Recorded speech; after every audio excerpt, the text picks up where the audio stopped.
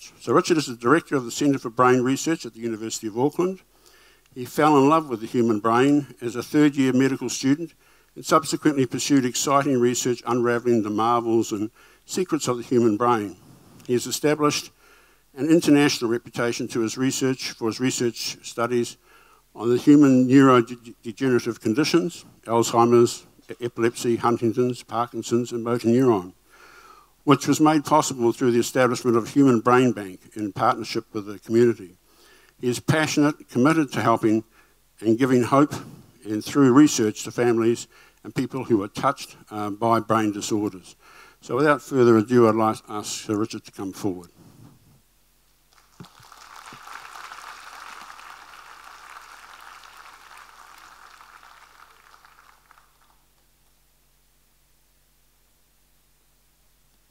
So thank you, Peter, and it's an incredible pleasure to be here. So one aspect of our research which is critical is that we feed back and come and tell the community of people who are touched by the diseases what we're doing in research. And so you're going to hear from one of our star researchers, Professor Maurice Curtis, after me. I'm actually just a warm-up, you see, and then Simon later on. But just before and I'm going to tell you a bit about the Centre for Brain Research, why it is and what it is about our centre that helps to promote world-class research that you're going to hear a bit more from Maurice. But first, I'd just like to thank the Celebration Choir. It's our CBR Celebration Choir. They're a marvellous group of people who just reach out every Monday afternoon, as you hear, to help people who have speech problems with Parkinson's and with stroke especially.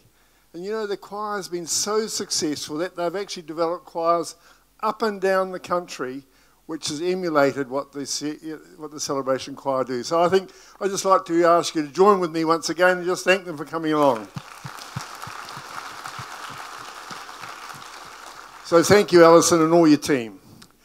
So I'm just going to give you a short, brief overview of what it is that we try to do at the Centre for Brain Research and how we do our research, which is going to help develop new treatments through world-class research to help people affected by Parkinson's, Alzheimer's, Huntington's, epilepsy, motor neuron disease, and so all the brain diseases.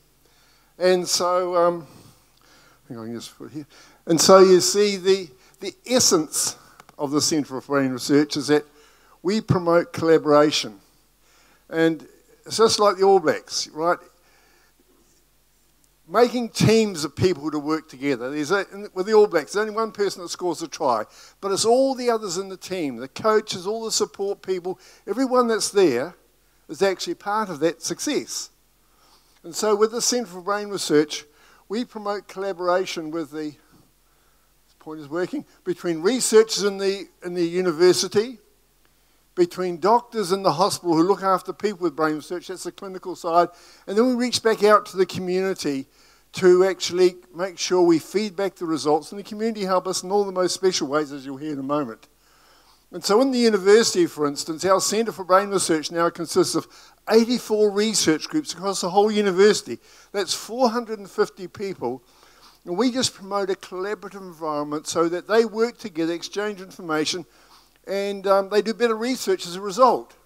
And they cover all sorts of areas, and neuropathologies, and cognitive neuroscience, and so on, all listed there. And they do a marvellous job. And our researchers in the university collaborate with people, doctors in the hospital, who look after people with brain disease. So the neurologists, the neurosurgeons, the neuropsychologists, neuroradiologists, and so on, all the different people. And through that, we can help and develop research studying new treatments like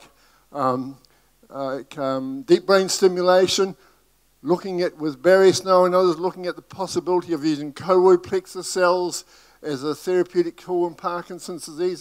That trial we had the first results coming out, and they show that probably has a huge potential, but we're ongoing looking at it to see how we can actually further promote that. And also, we actually, from the neurosurgeons who take pieces of brain out of people with brain disease to help them, that tissue comes over to our Centre for Brain Research, and we do research on it and actually grow human brain cells, and I'm going to show you a few pictures about it in a moment.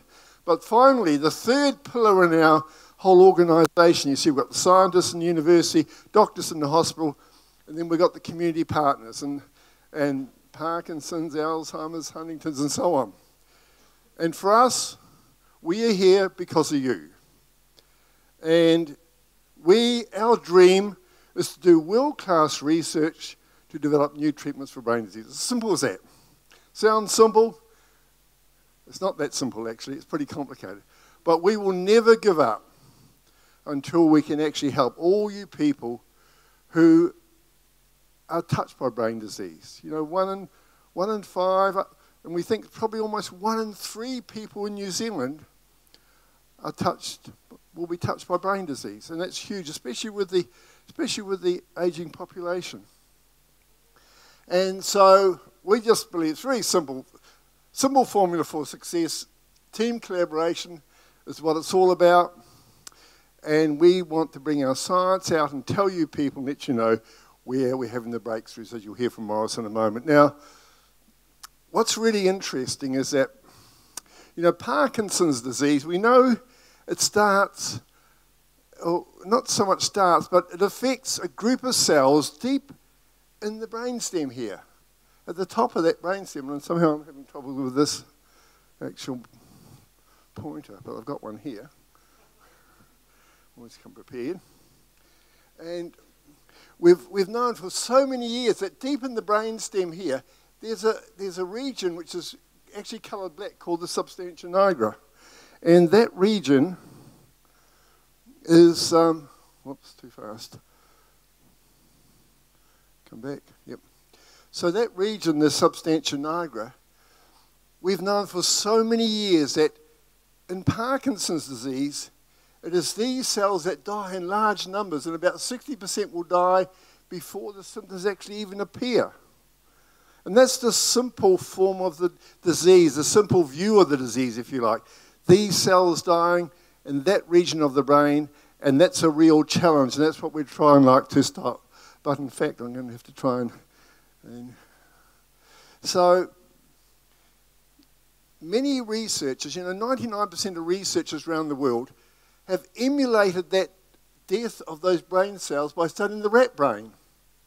And they will use chemicals, all sorts of treatments to kill those cells which sit in the rat brain, which are equivalent to those in the substantia nigra, and then they'll do research on it. And the same thing happens with monkey brains. So that's a very simple, uncomplicated view of the disease. Now, Parkinson's is more complicated than that. We know that it affects widespread regions of the brain, all sorts of interesting ways. You're going to hear from Maurice about more details about that. And so what is critical is that we do research on the human brain to see exactly what the disease is and use human brain tissue to really understand what's going on in the brain, and so we can develop really effective therapies in order to help people with Parkinson's disease. And so we developed, and we actually launched our human brain bank in 1994. The Neurological Foundation funded it, and it's so grateful. We actually started collecting human brains from families. They donated them to us actually early in the 1980s, but when we gradually expanded and developed, we suddenly realized in 1994 we had what was the most incredible resource of research tissue, human brains, given to us by families to study brain disease. And that's when the Neurological Foundation came on board, and they have funded our human brain bank ever since. That's why we call it Neurological Foundation Human Brain Bank. They've been funding us for 25 years, just giving us another grant to go for the next 5 years. And so because of that, we're able to do research on all these different diseases, Huntington's, Parkinson's, Alzheimer's, and so on. And we work in partnership with the community organisations who help our donor program. And so, you see, we have accepted over the years brains from all over New Zealand. I mean, families are the most wonderful people. They actually came to us in the early years, just after I arrived back from the United States in 1980, and they asked us if we would look at the human brain of their mum or dad, and these were Huntington's families, to see if they really did have this tragic genetic disease. And we said, sure. So we started looking at it, and we fed back the results to them. In most cases it was yes, you do. Some cases it was no, but they just said keep the brain and do research on it. And I never realised the power of that community generosity. And that led on to establishing our Human Brain Bank, because more and more people have come on board. The families are so supportive of our research that they make sure we get the brain within as soon as possible after death, so that we can do the best research in the world, because the quicker you can get the brain, the more effective the research is. You can do genetic studies, look at gene changes, look at messenger RNA changes and so on, if you receive it soon after death. The other thing we found is that we needed to know the history of the person's brain we were looking at. What was the clinical history of the disease? We found so much variation between brains in any single disease that we realized we needed to know the history. So we got psychologists involved, went back out to the families, and they were overjoyed that they could give us more information on every brain. So what's unique about our Human Brain Bank? We keep in contact with the families. They give us not only the human brain, but they give us all the clinical details of what happened to that person during life when they develop their symptoms. And that makes it even more valuable, you see. And we work with the clinicians and the doctors who have the records, and with the family's consent, they give us those records. So we got the best little brain bank in the world. And that's pretty incredible. And we've got it pretty well up to over 1,000 brain tissue from over 1,000 brains. And so we ended up forming this partnership, a partnership between families, researchers, doctors in the hospital who gave us all the treatment details. And that is a very simple formula for a successful brain bank. When we receive a brain, we take it into our brain bank here at the Centre for Brain Research at the University of Auckland, and we carefully dissect the brain in the most precise way. We are very obsessional about doing the best job, and we take, it's a bit like Lego, you know, it's almost as if we take the brain slowly apart into special blocks. We give them each a code, depending on where they come from. And so this is just looking at the side view of the brain, showing all the different regions we take. I won't go into the details, but we know exactly the part of the brain it comes from.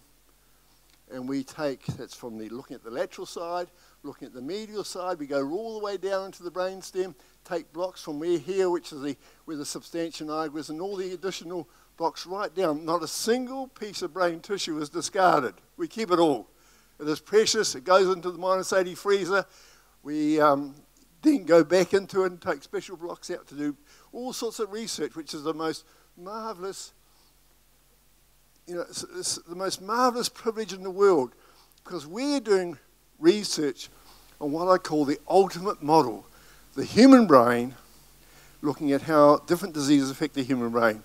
And we are one of the few groups, we actually are the major group in the world doing research on the human brain because of that. And as I said, we've got, we get 120 blocks from one single brain. We've got tissue from about 1,000 brains. We've got 45,000 blocks of cataloguing of all this and looking after and caring for that tissue, because the families gave us the tissue and we're just the custodians. We have to make sure we use that tissue in the best possible way. But in addition to that, putting all that tissue into the freezer, when we just get the brain, we take small blocks from 2 or 3 regions, and we've developed techniques that we can take those into one of our special laboratories, and we can take those blocks, break them down by special enzymatic digestion, and we can keep brain cells alive in a dish in the lab. These are called cell cultures. And when you've got cell cultures of brain cells, you can test new therapies for epilepsy, Parkinson's, Alzheimer's, or whatever. We are the only group in the world that actually cultures brain cells in this way and control new drugs in the lab, in the dish. And Maurice is going to tell you a little bit about the implications of that. And this is looking at the normal human brain. Unfortunately, it's supposed to be, those cells are supposed to be moving, but they're a bit slowed down at the moment. We'll just go in the next one. This is looking at cells from epilepsy case, and you would have seen that those cells are not very agile. But the point is that we can grow human brain cells, and we can grow the human brain consists of all types of cells. First, the neurons. These are the thinking cells. These are very hard to culture, but we can do it. We got a paper coming out very soon showing we're doing this for the first time. But this is a complicated slide showing that we can grow all the different cells in the brain by using very specialized protocols, which end up saying we can grow stem cells, or we grow neurons, or different types of glial cells, or whatever. Now, our tissue is so precious and so unique in the world that we collaborate with groups all over the world who ask if they can have small samples of human tissue for them to do things that we can't do in New Zealand. We ask the families, are you happy if we do this? Can we work with the best research groups in the world and get them to do studies on genetics or some other studies that we can't do in New Zealand? In every case, the families are so enthusiastic. They say things like, it's a bit like, Mum's actually having the travel and death she never had in life. And that, we're helping to, and Dad's brain is helping to push back the frontiers of brain research internationally to find new cures for the disease which is in our family. And that's just incredible. So, this is my last slide, and this is just to say, with this type of special facility, special support from the community, having human brain tissue to study what's going wrong in the human brain and then using that tissue in a way to develop new drugs and new ideas puts New Zealand on the world map. We can do things in our research they can't do anywhere else in the world. And how can we do that? Because of support from the community. And I'm sure there's people here today whose extended families have probably donated brain tissue to us. And so I just want to say thank you very much for this very special support. Now, as you're going to hear from Maurice in the next lecture, this enables us to do absolutely world-leading research, the most imaginative stuff in the world. Look at how Parkinson's develops. We know cells die in the substantia nigra, but we know other regions are involved. By looking at the human tissue, we can see that and we can develop new treatments. So thank you for the privilege to come along and talk to you today. It's marvelous coming out and seeing so many people, and you can absolutely rely on us. We're going to go to the ends of the earth to make sure we help you people. Thank you so much.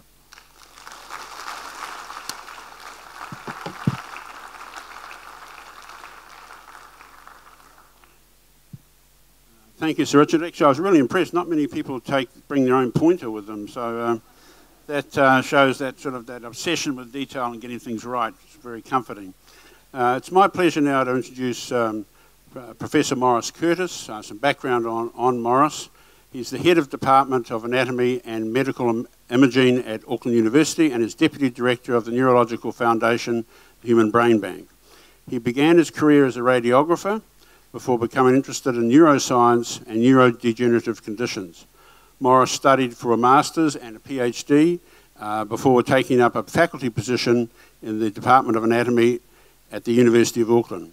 Today, Maurice is a neuroscientist researching the earliest events in neurodegenerative conditions such as a loss of the sense of smell in Parkinson's.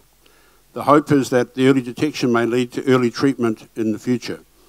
In addition, he has conducted much research on brain plasticity, neurogenesis, and brain cell migration in the adult human brain. And Maurice will be looking at where does Parkinson's start and how does it spread in the brain, the early brain changes that occur in Parkinson's, and an overview of recent advances in the field of neurodegenerative conditions. So it's my pleasure to welcome Dr. Maurice Curtis, or Professor Dr. Curtis.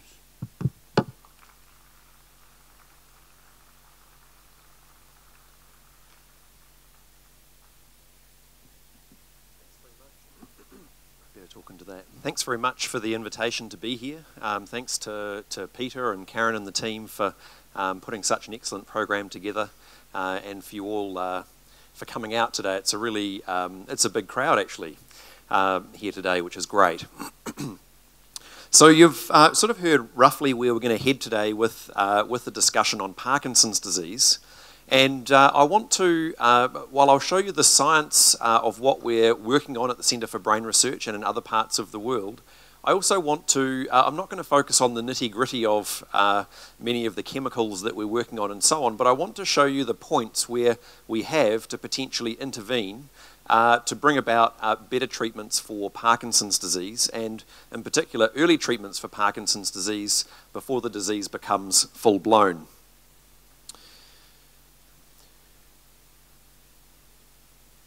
So when we develop, many, many years ago, when we developed in our mother's womb, we started out here where the sperm met the egg.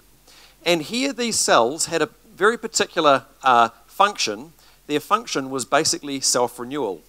The cells there would divide and divide and divide and eventually form all of the cell types of the organism. But at that point there, the major job that these cells have to do is to divide. As the cell starts to divide more and more, the cell gives up some of its self-renewal potential and instead picks up a little bit more function until it gets to this point here, the embryonic phase, where the cell begins to have the cells begin to have specialization. They can do one particular function, but they can't do all of the other particular functions of the developing organism. And then ultimately we end up with the fetus developing and then the adult brain, where the argument was always that the cells at that point become so functional and can last the life of the organism, sending action potentials from the brain down to your limbs so that you can move, the cells that enable you to think, and so on. However, their ability to divide and to be plastic is very much limited. Now, this was certainly what I learnt when I went to university. I can still remember where I was standing, where this dogma sort of got turfed out, and it was a paper in the 90s that actually spoke about this. 1998 it actually was. And what this paper showed was that in two different regions, one in particular this paper focused on, called the hippocampus, this region here in the brain, was actually responsible for producing new neurons throughout the course of the life of humans. So it was an incredible moment in science. And what it essentially showed was that the regions that are responsible for developing the brain actually just carried on producing neurons throughout life. So in the case of the hippocampus, this was a region that controls our ability to remember things. It's the gateway for memory. And in the case of this region called the subependymal layer, it's the area that is responsible for developing much of the brain, but it's also the area that overlies the region of the brain that becomes depleted in dopamine in Parkinson's disease. And it's also one of the key areas that's affected in Huntington's disease. Now, before I go on, I just want to describe very briefly what happens during this development phase, because we could potentially think that, that if we're talking to in a community that is experiencing Parkinson's disease, that we don't in fact have an incredible brain. It's a brain that's not quite doing all that we want to. But actually, if we think about how successful the brain is most of the time, it's remarkable. So this is a brain that starts off at week 6 in utero with just a few hundred cells in these regions here. And by week 12 in utero, over just 6 in utero weeks, about 320 billion neurons form. Now, all of those neurons get to just the right place and connect up with just the right other neighboring cells and produce just the right neurotransmitter, and will last, at least a good number of them will last the entire life of the organism, pretty faithfully for most people for most of their life. That's a pretty amazing brain, isn't it? That's a remarkable system. However, we now know that there are a couple of regions that continue to produce new brain cells throughout life. Now, one of the key areas, the subependymal layer that I mentioned before, the area that overlies the area that can become damaged or that needs the dopamine in Parkinson's disease, is this area here called the rostral migratory stream. Now, this is a pathway that goes from that region that developed the brain all the way forward to the olfactory bulb. Now, the olfactory bulb is the region of the organism that's responsible for the sense of smell.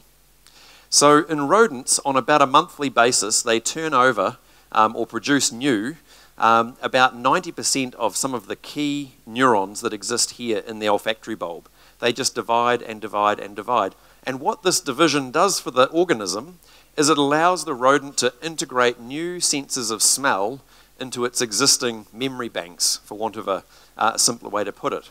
So when it's out there navigating in the dark or remembering where it's left its food, etc., it's constantly reinstating its memory of where things are in the world, to a large extent based on the sense of smell.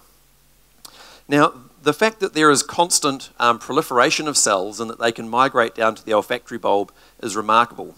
And what's special about these cells is that when they're young, they're like teenage cells. They're much more excitable, much more energetic cells than when they get older.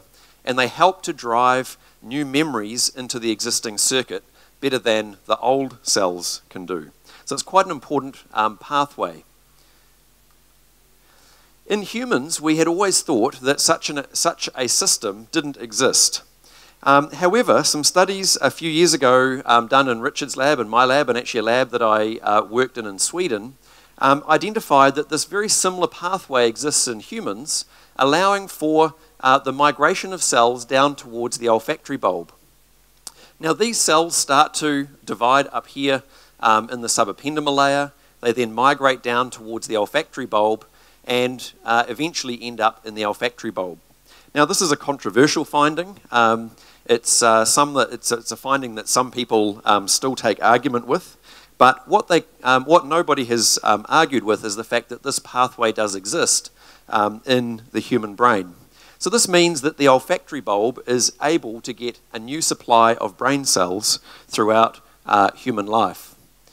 Now, this just shows some of the approaches that we use to identify this pathway, cutting hundreds of serial sections, section after section, and then staining for a particular marker that indicates that the cell is turning over or dividing over time. And we were able to trace this pathway because of the very generous donation of brains to the brain bank, allowing us to identify this region in the brain. Now, just to show you that the pathway is actually remarkably similar in in humans as it is in rodents. If you imagine that the rodent has its snout somewhere out here, or its nose somewhere out over this way, and its tail way down there on Great South Road somewhere, and then in humans, we of course run around on 2 feet, not on 4, and so with humans, our olfactory bulb is tucked under the brain, and the frontal cortex is much larger than in rodents. And then you overlay the human brain onto that same kind of a structure. What you actually have is virtually exactly the same structure, but accounting for the differences in the way that the human brain sits in our skull. So that's quite remarkable. Now, this was published on the front cover of Science, which is one of the top journals internationally, and actually Richard took us all out for lunch after that. It was pretty exciting. Do you remember that, Richard? Yeah. So it was quite a spectacular finding from our lab, actually a bit more than 10 years ago. Now, how does this relate to Parkinson's disease? Well, we'll get there in just a minute, but let me tell you just a little bit about Parkinson's disease. The classical pathology or problem that occurs in the brain when people develop Parkinson's disease is loss of these cells that Richard's already described in the substantia nigra here. Now, depending who you read, they'll say that about 80% of the cells have to be lost in that brain region, or the neurons have to be lost in that brain region before the symptoms of Parkinson's disease become overt. Now, the best evidence I've read actually suggests that you need to lose 66% of those cells there, which is actually not a particularly big number. So in that region, there's about 550,000 cells, which sounds like a big number if you put a dollar sign in front of it. When you think that there's a couple of 100 billion cells in the brain, 500,000 is not actually all that many. And so when you lose them, you develop a problem with your ability to move and your ability to think, and also your sense of reward. And this is because the dopamine from this region of the brain goes up through some neurons and ends up giving dopamine to the region here, which we call the striatum. And when it does that successfully, it kind of lubricates the system there, or it enables neurons to fire with only minimal input. But when you take the dopamine away, the cells have to drive harder and harder and harder to get a movement going. So it's the initiation of movement that Parkinson's disease, that is a major problem in Parkinson's disease. Now, the next two pictures there, and actually finding a picture of Ole Hornikewicz, who was the person who discovered what the cell type was that were missing in Parkinson's disease, is very hard to come by. But he came up with a remarkable discovery that actually it was these cells in particular that caused the classical symptoms of Parkinson's disease. This is Arvid Carlsson. He passed away last year, and he was the person who discovered dopamine. He discovered it in the 60s, actually in the same institution that Simon worked at. In, I think, 1968, he officially, or at least it became common knowledge that it was in fact dopamine. He probably discovered it some years earlier, but people didn't believe him. And it was only a couple of years after this, about 4 years after the discovery of it, that people started to receive levodopa, which was a dopamine-type replacement. And many people in the audience here will still be taking some form of levodopa. So it's a very old treatment, one that certainly I would love to think that we could move beyond as scientists. Not because it's not good, but because it's not perfect. So it would be great to be able to develop better treatments than we have presently. So the problem here is that there's the accumulation of an abnormal protein which accumulates in the nucleus of a cell and in the synapses, and hence the word synuclein, in the synapse and the nucleus.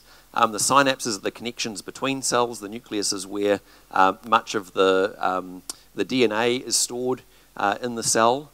And the alpha-synuclein, when it accumulates, we refer to as being Lewy bodies.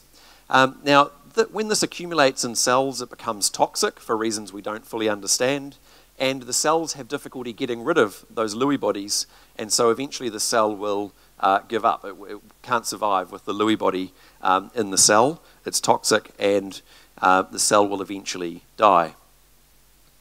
Now, just to show you, in the rostral migratory stream that I showed you earlier, there's actually a reduction in the number of new brain cells that are produced and that migrate down towards the olfactory bulb. That's in Parkinson's disease compared to the normal brain. Now, the reason that this is relevant or important is because the idea has always been that, normally speaking, the dopamine-producing cells go up to this region here that's sort of the creamy beige colour, and keep this region of the brain going. However, also, the fibres come up and they innervate stem cells in the brain in the regions where proliferation takes place. But when you don't have that input, there's no driving force for these cells to divide, and so you don't get that same level of cell division. Now, one of the treatments that many of you would have heard about is a treatment called deep brain stimulation. And this deep brain stimulation is where an electrode is placed down into either the globus pallidus or the subthalamic nucleus, and it stimulates in much the same way as a pacemaker, or broadly similar ways to what a pacemaker does in the heart. However, it improves the function of the movement circuits in Parkinson's disease.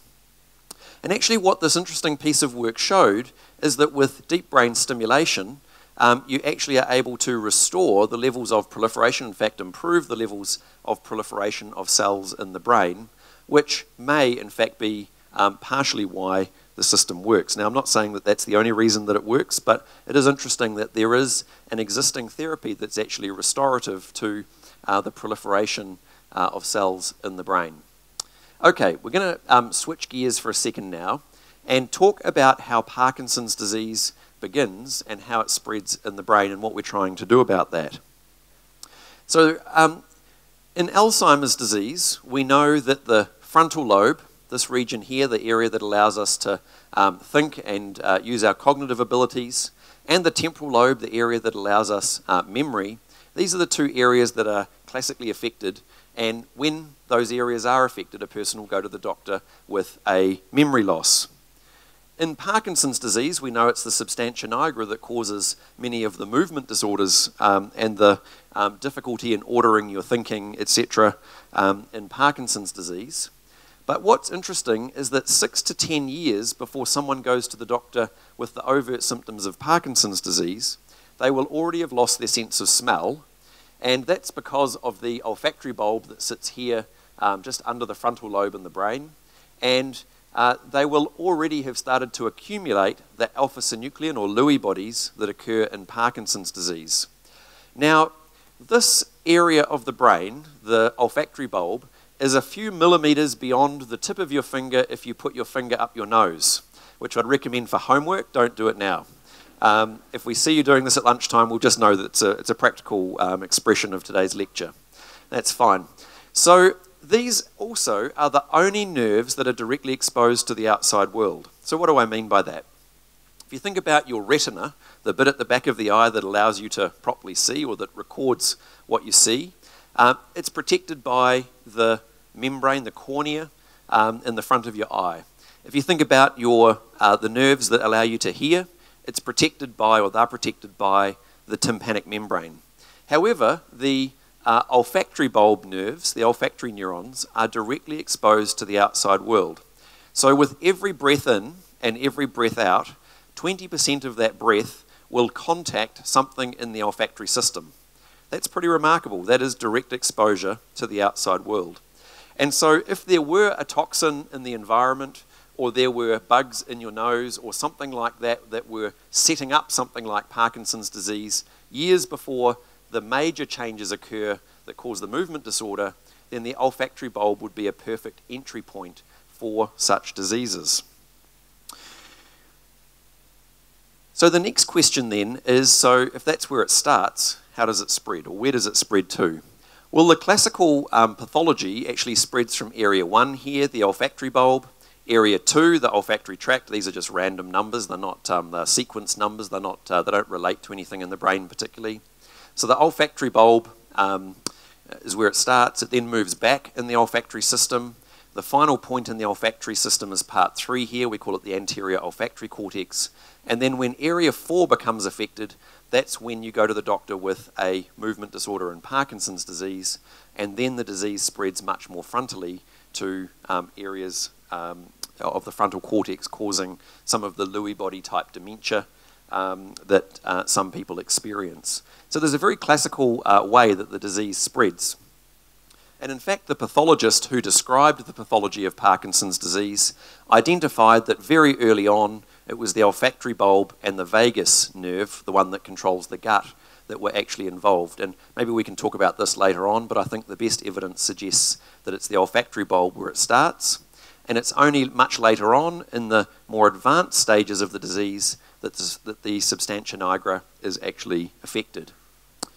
That just shows there the spread from the earliest phases here and here to much more advanced phases when virtually the whole brain is affected to some extent in Parkinson's disease. So what do we know about the human olfactory bulb? Well, virtually everything we know about the human olfactory bulb is exactly what we know about the mouse olfactory bulb. And that's because even today you can pick up a textbook and almost all the information about olfaction will have just been directly taken over from the mouse. Now, mice have a very different olfactory system to humans, but even in this photograph here of a model, there are inaccuracies. And that's because they've just overlaid a mouse olfactory bulb onto a human olfactory bulb. Now, just to show you how different these are, it would be remiss of me as a New Zealander not to include a picture of a sheep at some point in the presentation. And this is a surprise because it's not the whole sheep, it's just the brain of a sheep. And when you turn it upside down, you can see that about 20% of the brain weight is actually given over to the olfactory system. An enormous olfactory ability. Now, just to help you out with the next pub quiz, the reason that the animal needs such a large olfactory bulb is because it uses its sense of smell for its mothering instinct. So the fact that it can tell its lamb apart from all of the others in the flock is on the basis of the sense of smell. They can also detect about 100 different types of grass, and they need to do that seasonally to keep them healthy. So it's a remarkable sense. I don't need to talk to you about rodents and their sense of smell. It's very, very a strong sense of smell. And humans have an olfactory bulb that looks like that. and makes up about 0.0064% of the brain weight in humans. So it's remarkably a small structure.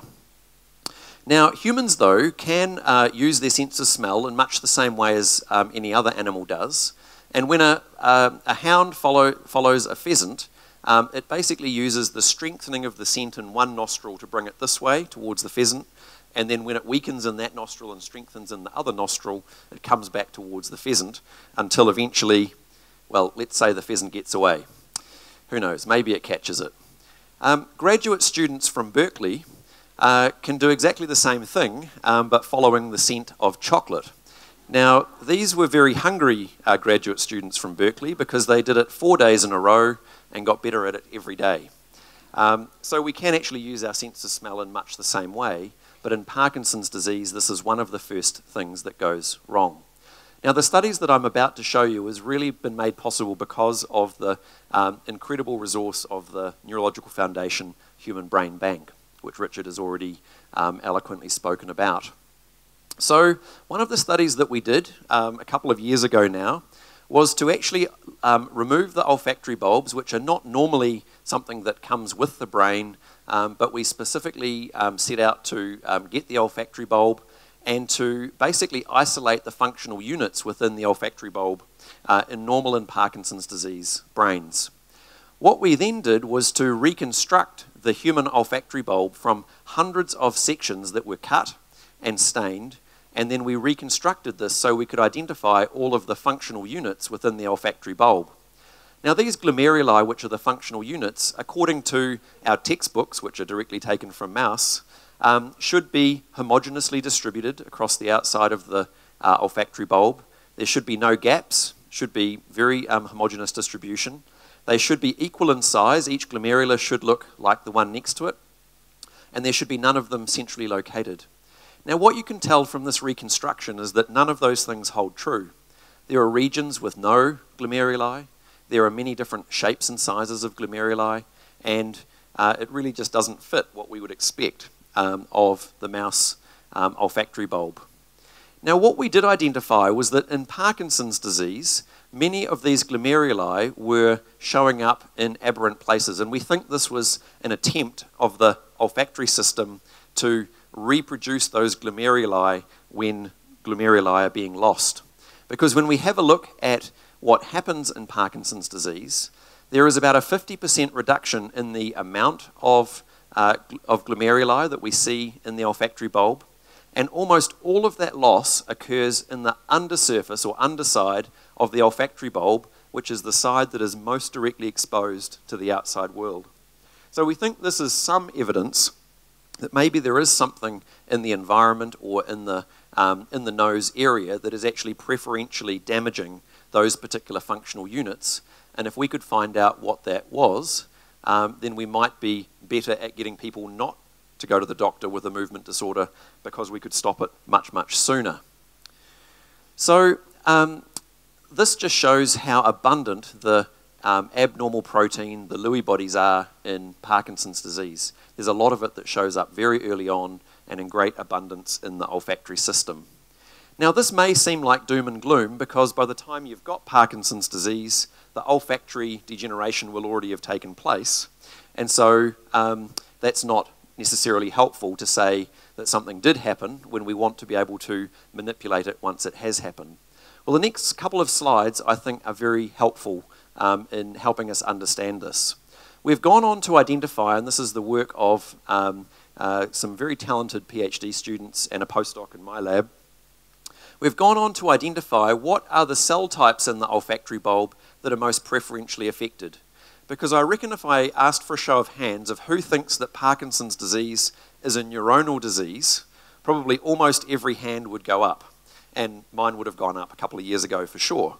That's what the textbooks say, so we should believe the textbooks. Well, actually, when we look at all of these other different cell types, the names of which are not hugely important, what we actually find is that in the olfactory bulb, there are other cells called pericytes, which help out working the blood vessels, and they show up with alpha-synuclein in them, much like neurons do. And if we have a look at astrocytes, which are the supporting cells in the brain, they also contain alpha-synuclein. And if we look at the microglia, which are the scavenging rubbish bin cells of the brain, then they also accumulate alpha-synuclein. Now what's different is that they are actually very responsible for passing the alpha-synuclein on to neurons.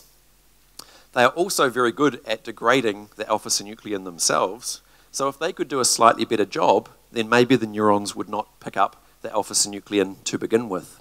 So the fact that we've identified other cell types to which there are many drugs targeted towards them, then maybe this would be a better way of dealing with not only the earliest symptoms, but also the earliest changes in the brain, but the later ones as well, by targeting non-neuronal cells.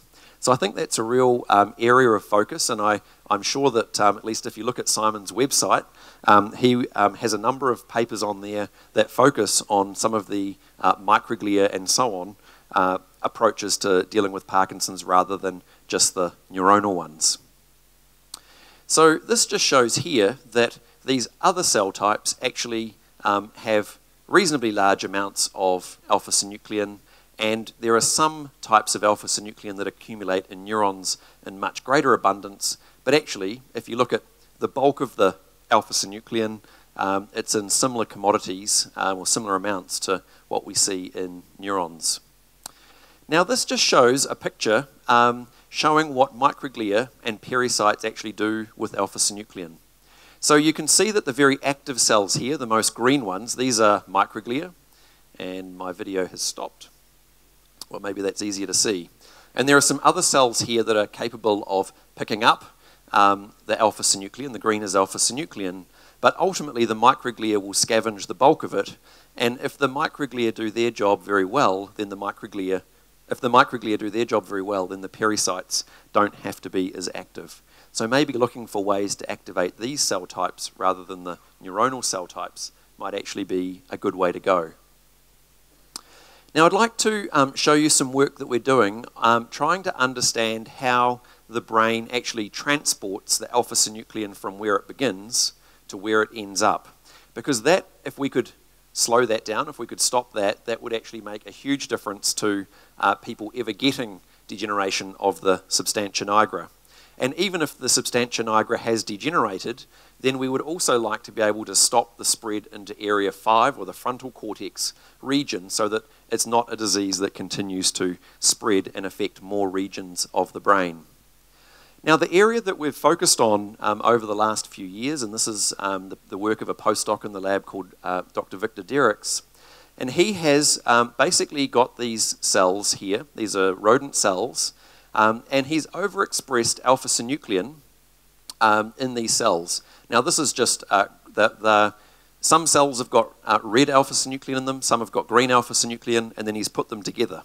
So that if you see red in a green cell or green in a red cell, you'll know that it's transferred the abnormal protein from one cell to the next. Now here we've turned off the red just because it makes it easier to see.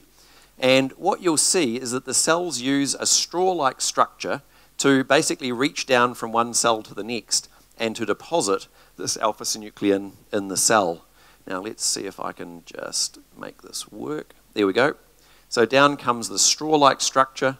Before long, this is a 72-hour video, time-lapse. Before long, this cell here, which is the same as this cell here, has a green dot in it. And over the course of 72 hours, that cell will successfully grind up the alpha-synuclein and get rid of it. Whew, that's a healthy scenario. That's what the brain cell should do. Now, in other cells, when we look at them, you can see that there's a spread from red to this cell that doesn't have a color here, and up here you'll see a red dot appear in just a minute. And this cell is actually incapable of getting rid of that alpha-synuclein for reasons that we don't understand. But within the cell will pass it from the cytoplasm to the nucleus, nucleus to the cytoplasm. It'll send it to all the different places where that particular protein could be degraded. Eventually it won't be successful at it, and it will actually pass it on to another cell, so that that cell will then be affected or infected, if you want to call it that way, by the alpha-synuclein. Now, we know of at least 30 different compounds that will reduce the ability of this cell to use that mechanism to spread alpha-synuclein. And we're very actively testing those compounds. Some of them are very well known, some of them are experimental. But nevertheless, if we could reduce the amount of transfer of the alpha-synuclein, then maybe we would be able to reduce that number 1 to 2 to 3 pathology. That's very much an area that we are working on. So these are rodent cells. What happens in human pericytes or human Parkinson's disease cells? Well, you can see that the cells are a lot slower. These are from older humans. Rodents don't live as long as humans do.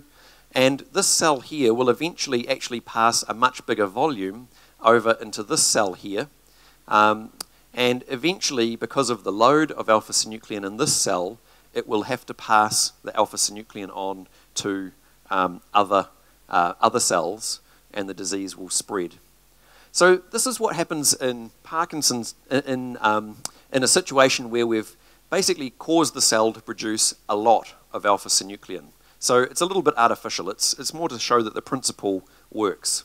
So what happens when we just seed the cell culture with a few bits of alpha-synuclein? Well, you can see in this picture here with normal pathological amounts of alpha-synuclein, the cell will actually pick it up. It will then pass it from one cell to the next, and you have exactly the same problem, but with a lower quantity of transfer of this material. So we're very hopeful that we'll be able to control the amount of spread of the pathology in Parkinson's disease in due course. It's got a long way to go, but I think it's an exciting area to be able to look at how cells communicate with each other and how we can change that for the betterment of neurological disease. Now, I'd like to spend just a couple of minutes showing you another area that we're working on, which will be, we think, at some point helpful for possibly many neurological diseases. And this is to look at an area of research as to how brain cells actually communicate with each other.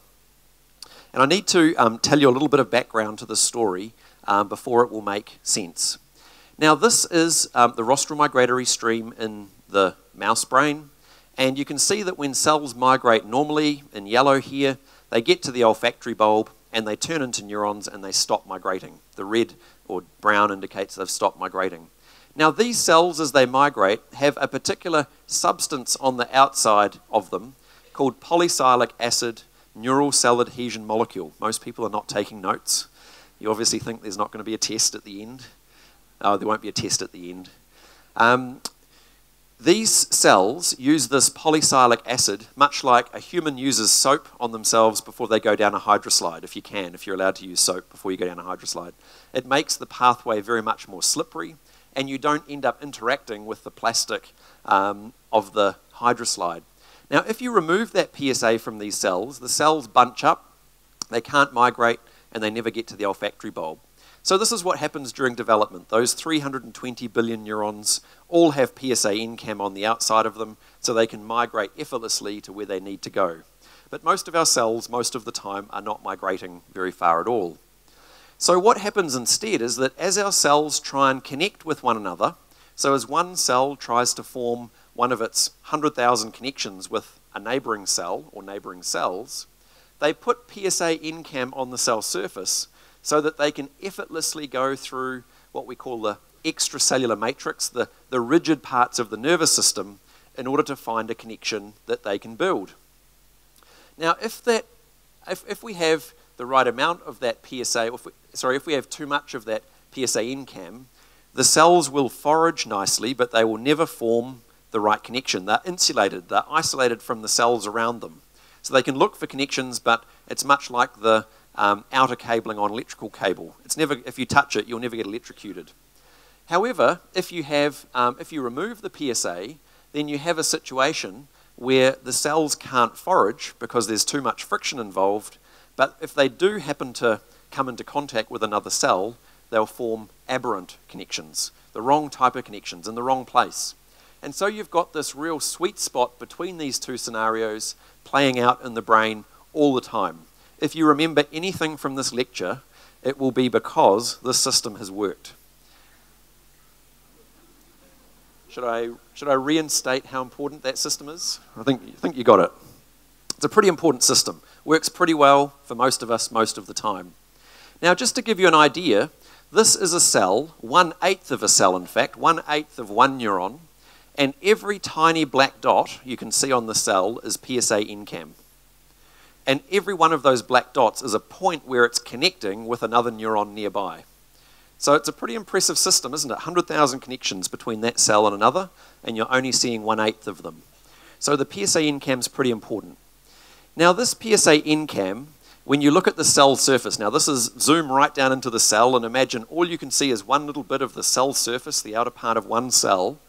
What it has is this thing called NCAM, we call it the backbone, and then it's got this big elaborate decoration, it's often called, on the outside of the cell, which is the PSA.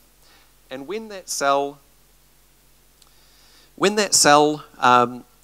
doesn't have much PSA NCAM on the outside of it, it can interact and connect with the neighbouring cell. When it's got too much, it can't.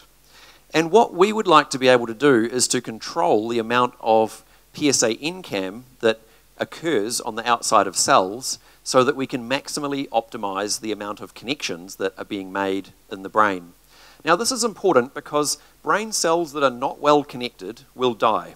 And we know that from Alzheimer's disease, where if the cell loses a certain number of connections, the brain says, actually, you're too expensive to keep around. I can't keep something that's consuming energy around, and so the brain will actually get rid of that cell. And so keeping the optimal number of connections around is really important. Now, we did some experiments a few years ago to look at all of the common components that exist around a cell. And this is a list of a few of them that are really important. And two of the ones, in fact, that we found were critically important for regulating PSA NCAM was something called insulin-like growth factor 1 and insulin. Now, these are pretty familiar players. Everyone's heard of insulin here. And if you have a touch of diabetes or something like that, you will have heard of insulin-like growth factor 1. Now, when these are present in abundance, we actually are unable to control the amount of PSA NCAM on the cell surface. And this just shows experimentally that if you remove PSA NCAM from the cells can't migrate very well. This is sort of like a cloud of cells. They stop their migration. If you add high levels of insulin, then you're able to make the cells migrate all over the place. And this is because they can't down-regulate the amount of PSA NCAM. So they're free to move, friction-free, all over the place as much as they want. Now, one of the things that we've identified is that under normal circumstances, when PSA NCAM is regulated normally, it links up with this thing called integrin here. And when the cell wants to get rid of the PSA NCAM off the cell surface because it wants to make a connection with another cell, it simply buddies up with integrin and into the cell it goes. So now the cell is free to make a connection with a neighboring region. However, if we have too much insulin around, and this is actually reasonably common in diseases like Parkinson's and Alzheimer's disease, then what happens instead is that the insulin, this stuff here, binds to the insulin receptor. The PSA NCAM no longer buddies up with the integrin, and instead the integrin buddies up with the insulin receptor, and this complex goes into the cell, and it leaves PSA NCAM on the surface. So this means that the cell can no longer, it can forage for connections, but it can no longer make proper connections because it's too insulated or isolated from the cells around it.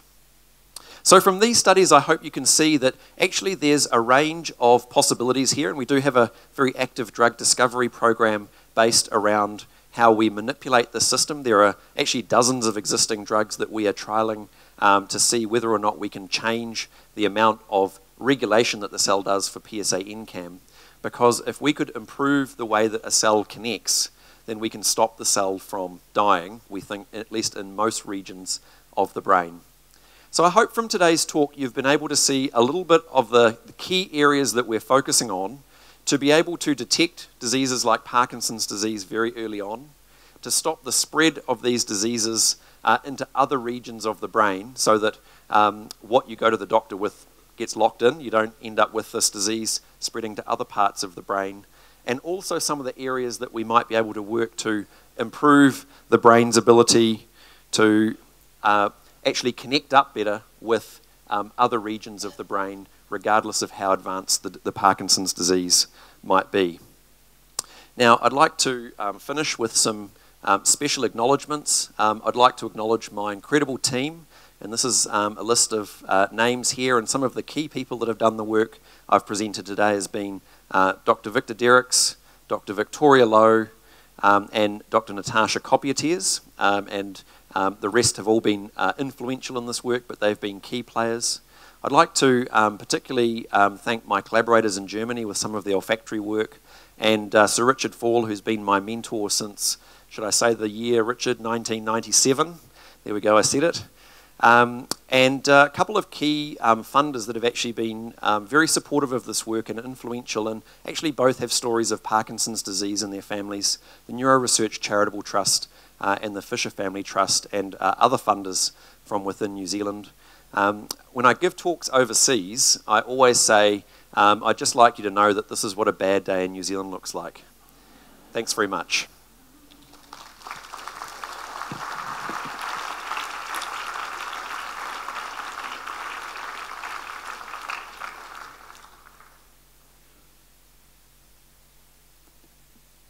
Thanks, Maurice. Although we may lose our sense of smell, I hope we never lose our sense of humour, and I'm pleased to see that. In fact, I'm still trying to work out some of the stuff. This PSA NCAM, it's also like a Tinder for the human brain, isn't it really? I've got to make sure a lot of connections have been made, but some food for thought there, and while I mentioned food, I just better mention the next phase is lunch, and I've got some instructions here about lunch.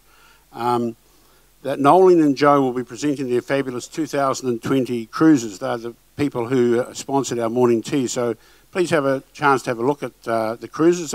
Treat that as therapy. I think if you've got Parkinson's, you're well worth a river cruise in Europe, I would think. But have a look at that. I just thought I'd just checking to see what the actual arrangements are from lunch. I imagine it's not a first in, first served, but it could well be. That would get some of us moving a bit faster than we normally might. So I'll just check. I think we've done well with time, and I think we're due on for 1:45, 12:45, but I'll just check.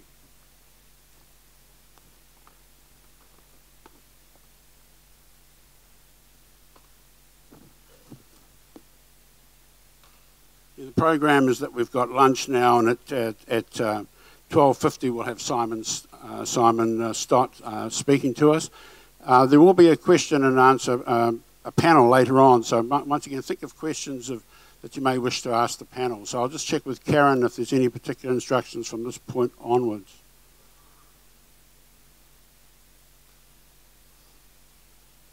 Yeah?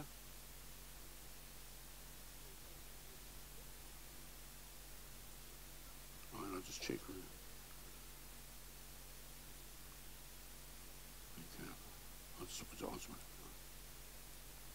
Anything you particularly want us to do for the organisation for lunch, Karen?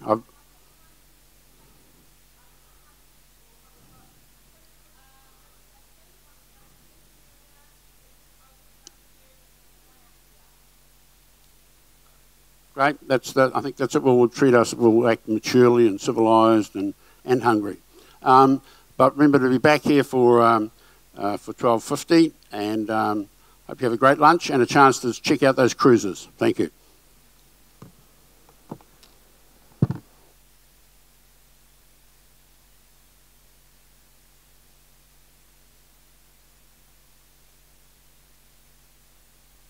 Right, so under the Globus family of brands, we actually have several options for you when it comes to travel. So we have guided holiday packages with Globus and also with Cosmos. We have monograms, which is for more independent travellers, and then we also have our fabulous Avalon Waterways. Now, Avalon Waterways is a 5-star luxury river cruising brand, but it's luxury without being too pretentious or over the top, which really suits us Kiwis. We like the good things in life, don't we? But we don't want to get all dressed up to the nines and we're on holiday to go out for dinner. Am I right? Yeah, exactly. So that's what you get with Avalon Waterways, that luxury without being too pretentious. Now with Avalon Waterways, all of the details are taken care of, and we really, really look after you when you're on a river cruise with us, and everything's included that you need. One of the main things that's important when you're on a river cruise is your cabin space that you have. And our cabin spaces are very, very unique. This image here shows you a picture of our beautiful panorama suites, which really set us apart in the river cruising market. And the reason that they set us apart is what I'm going to show you on the next slide, which is a fabulous video and shows you a whole lot of information about these beautiful suites.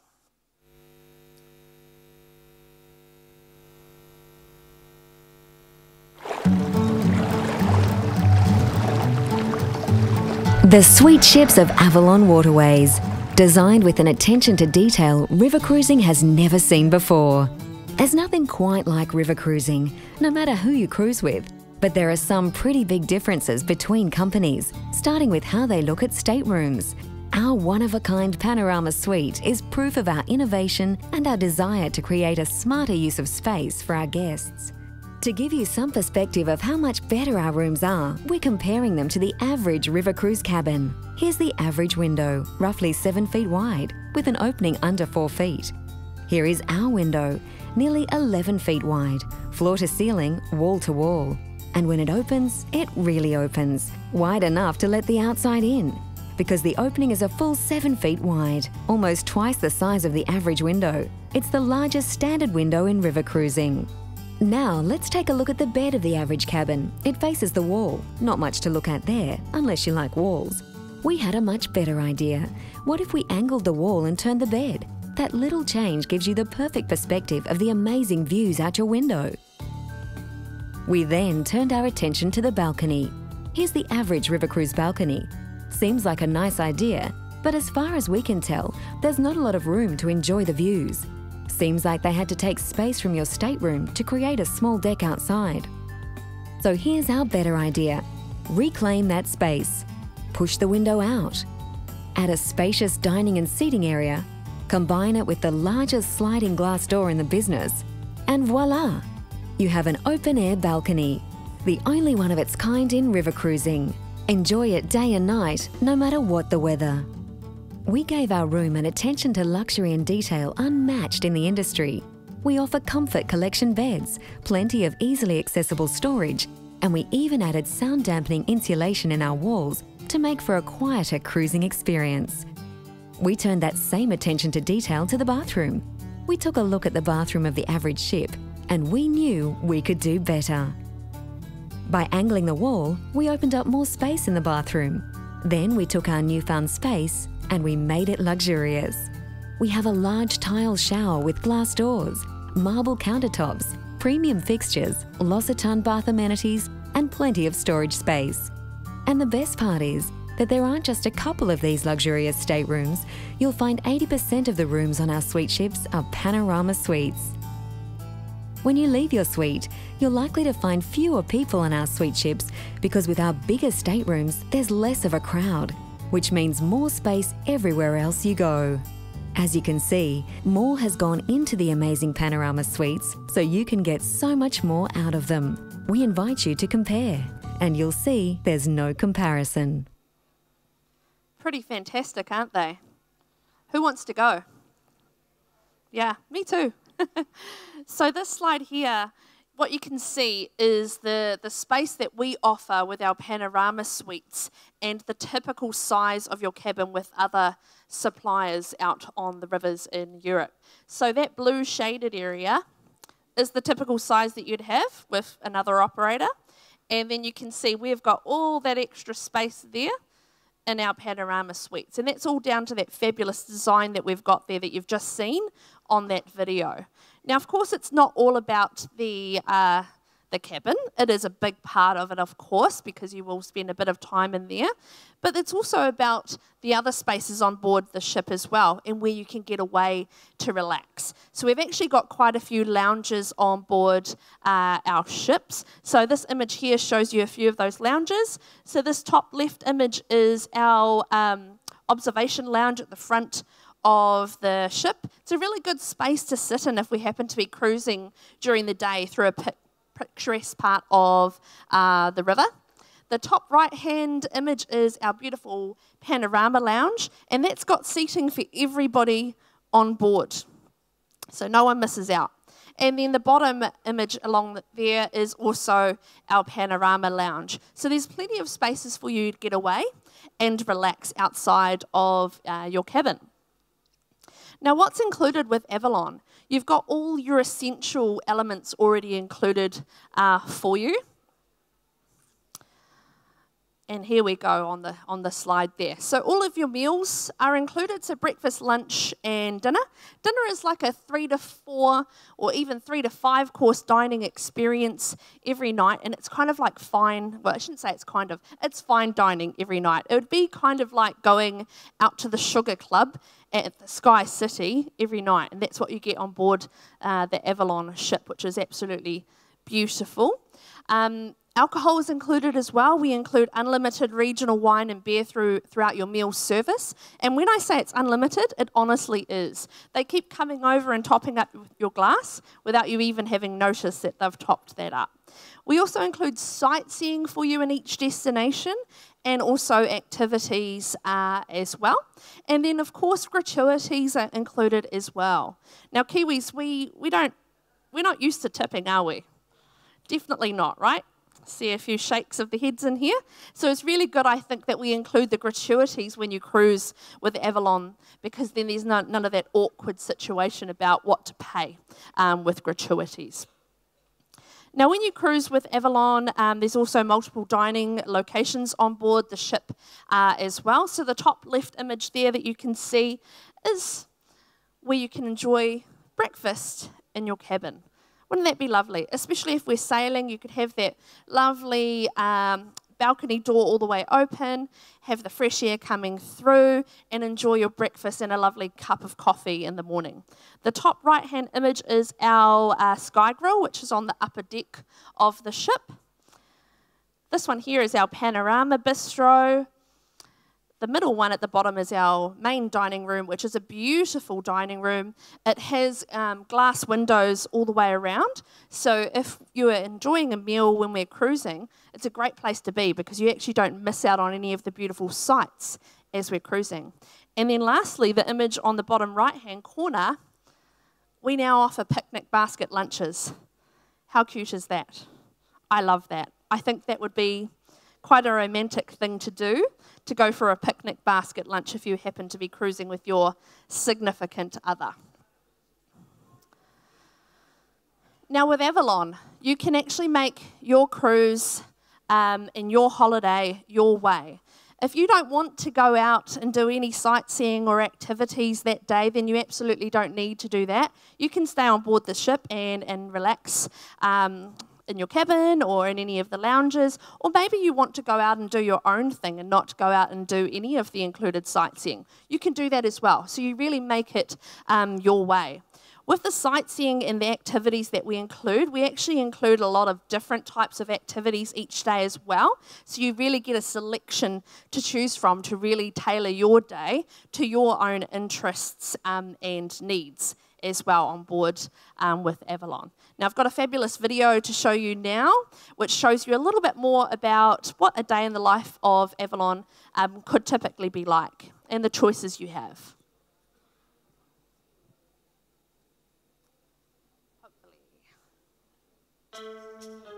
The same company that reinvented river cruise ships, with spacious rooms, huge windows, one-of-a-kind open-air balconies, and beds that face the ever-changing views outside, has reinvented the river cruise experience.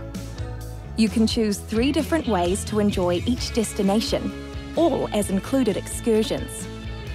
You can choose to tour the classic sites and take in the stories, or you can immerse yourself a bit deeper in local culture with an off-the-beaten-path discovery, a beer or wine tasting, or hear stories of local legend and lore. For the more adventurous souls, you can jump on a bike, paddle a canoe, or go for a hike. Avalon has made it possible for you to cruise your way.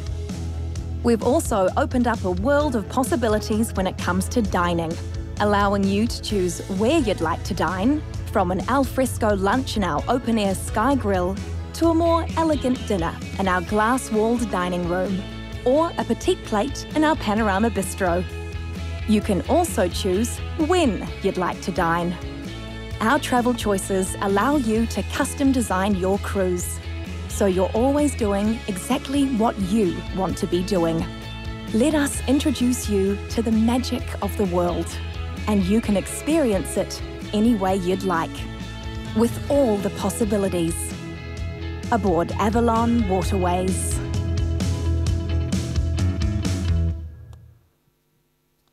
All right, so where do we travel? We have itineraries all throughout Europe, and our most popular itinerary is this one right here, Magnificent Europe, which goes from Amsterdam to Budapest, or can also be done in reverse, and this is a 15-day itinerary. For those that want to travel a little bit longer, we also have another itinerary which offers the same route but goes over 17 days.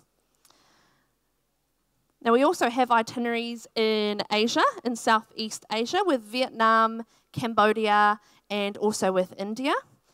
And all of your cabins on board the ships in Southeast Asia, sorry, my click is not really cooperating, we're going to try again.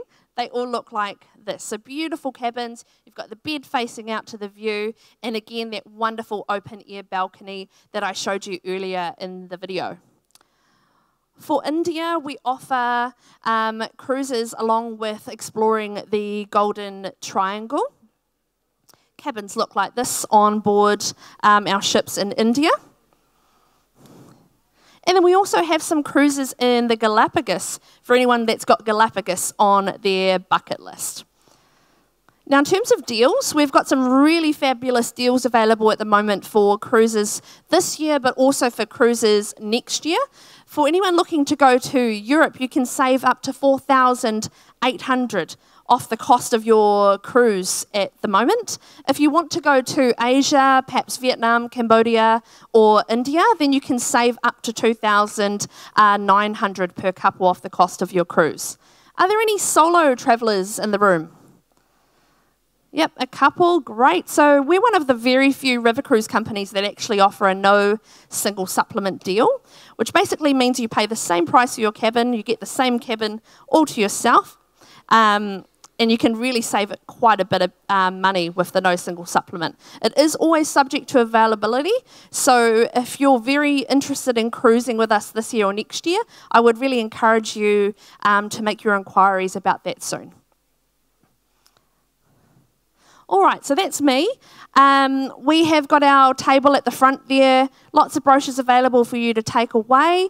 I'm working today with Northland from Lion World Sky Travel, who's able to discuss with you all of your travel needs and also help book any of your airfares and things like that as well.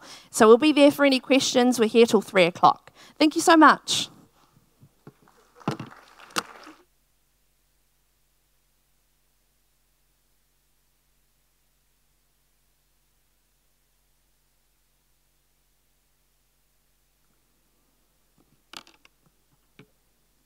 Thank you for the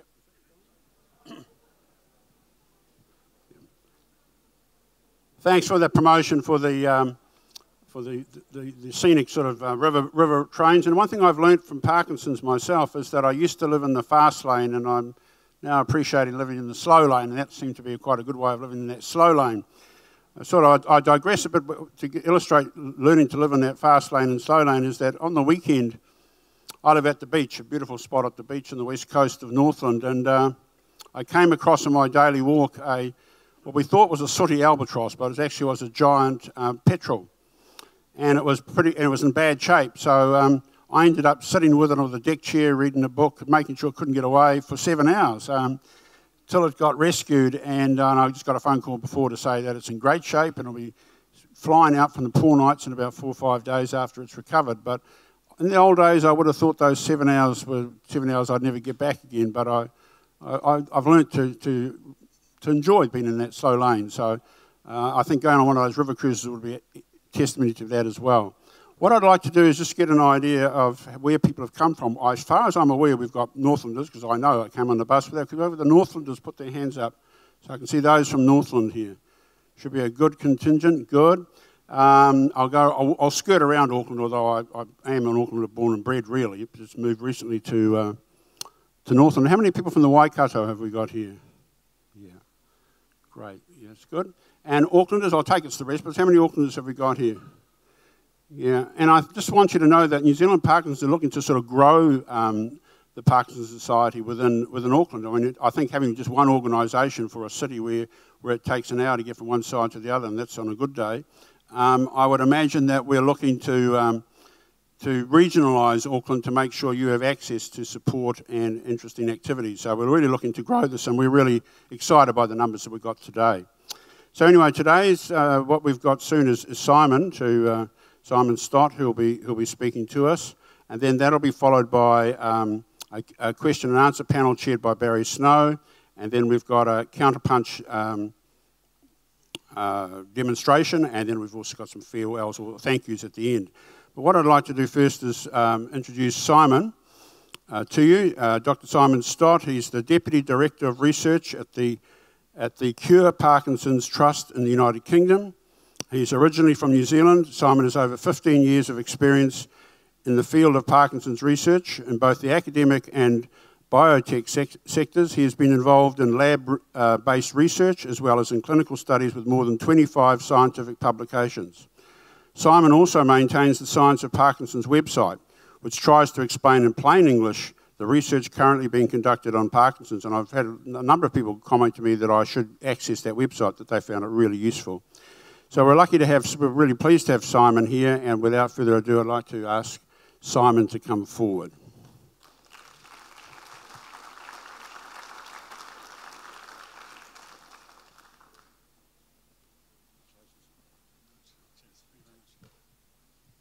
So thank you very much. It's really a pleasure to be here back in New Zealand. And I'd like to thank Parkinsons New Zealand for organising today's event. But I have to say that when this talk was first proposed, my expectations were slightly different. I was expecting a local support group, a small village hall, a cup of tea, and if I was lucky, maybe a packet of biscuits would be floating around. This is well and truly beyond any expectations that I had. So, and the irony of what I've just said is that an important part of my daily job is managing the expectations of other people, which I'm about to do right now because, whoops, no, where's my, there it is. You're sitting there in the audience at the moment and you're looking up and you're thinking this freakishly tall, ridiculously good-looking guy is going to, why are you laughing? Provide us with an overview of everything that's going on with regards to clinical trials in Parkinson's.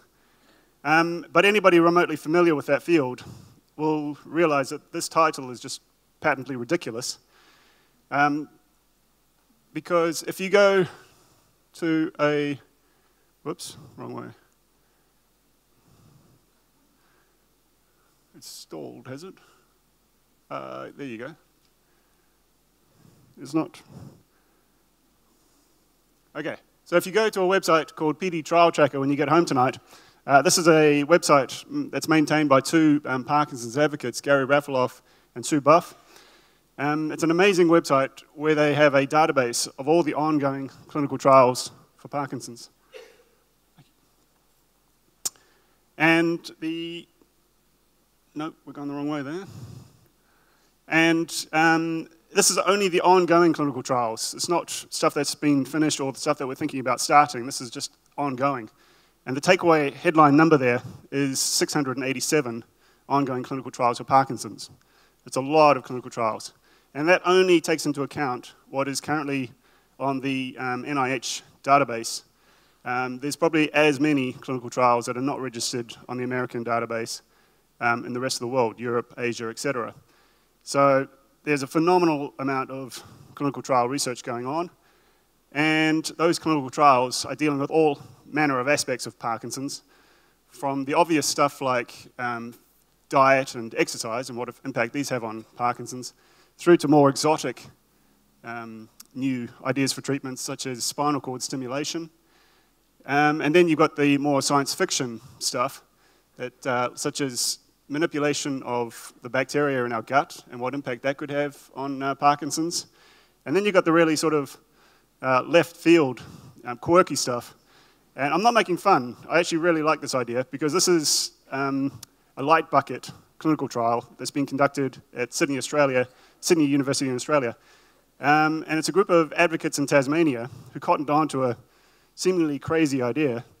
And they lobbied Sydney University to conduct a clinical trial on it. And Sydney University, to their credit, said, yeah, let's give it a go. And who knows what we can get, who knows what we'll find out about it. But my point, ladies and gentlemen, is that there is far too much currently going on in clinical trials for Parkinson's than I or anyone else could stand up here and provide you with a useful overview in the next 20 minutes or so.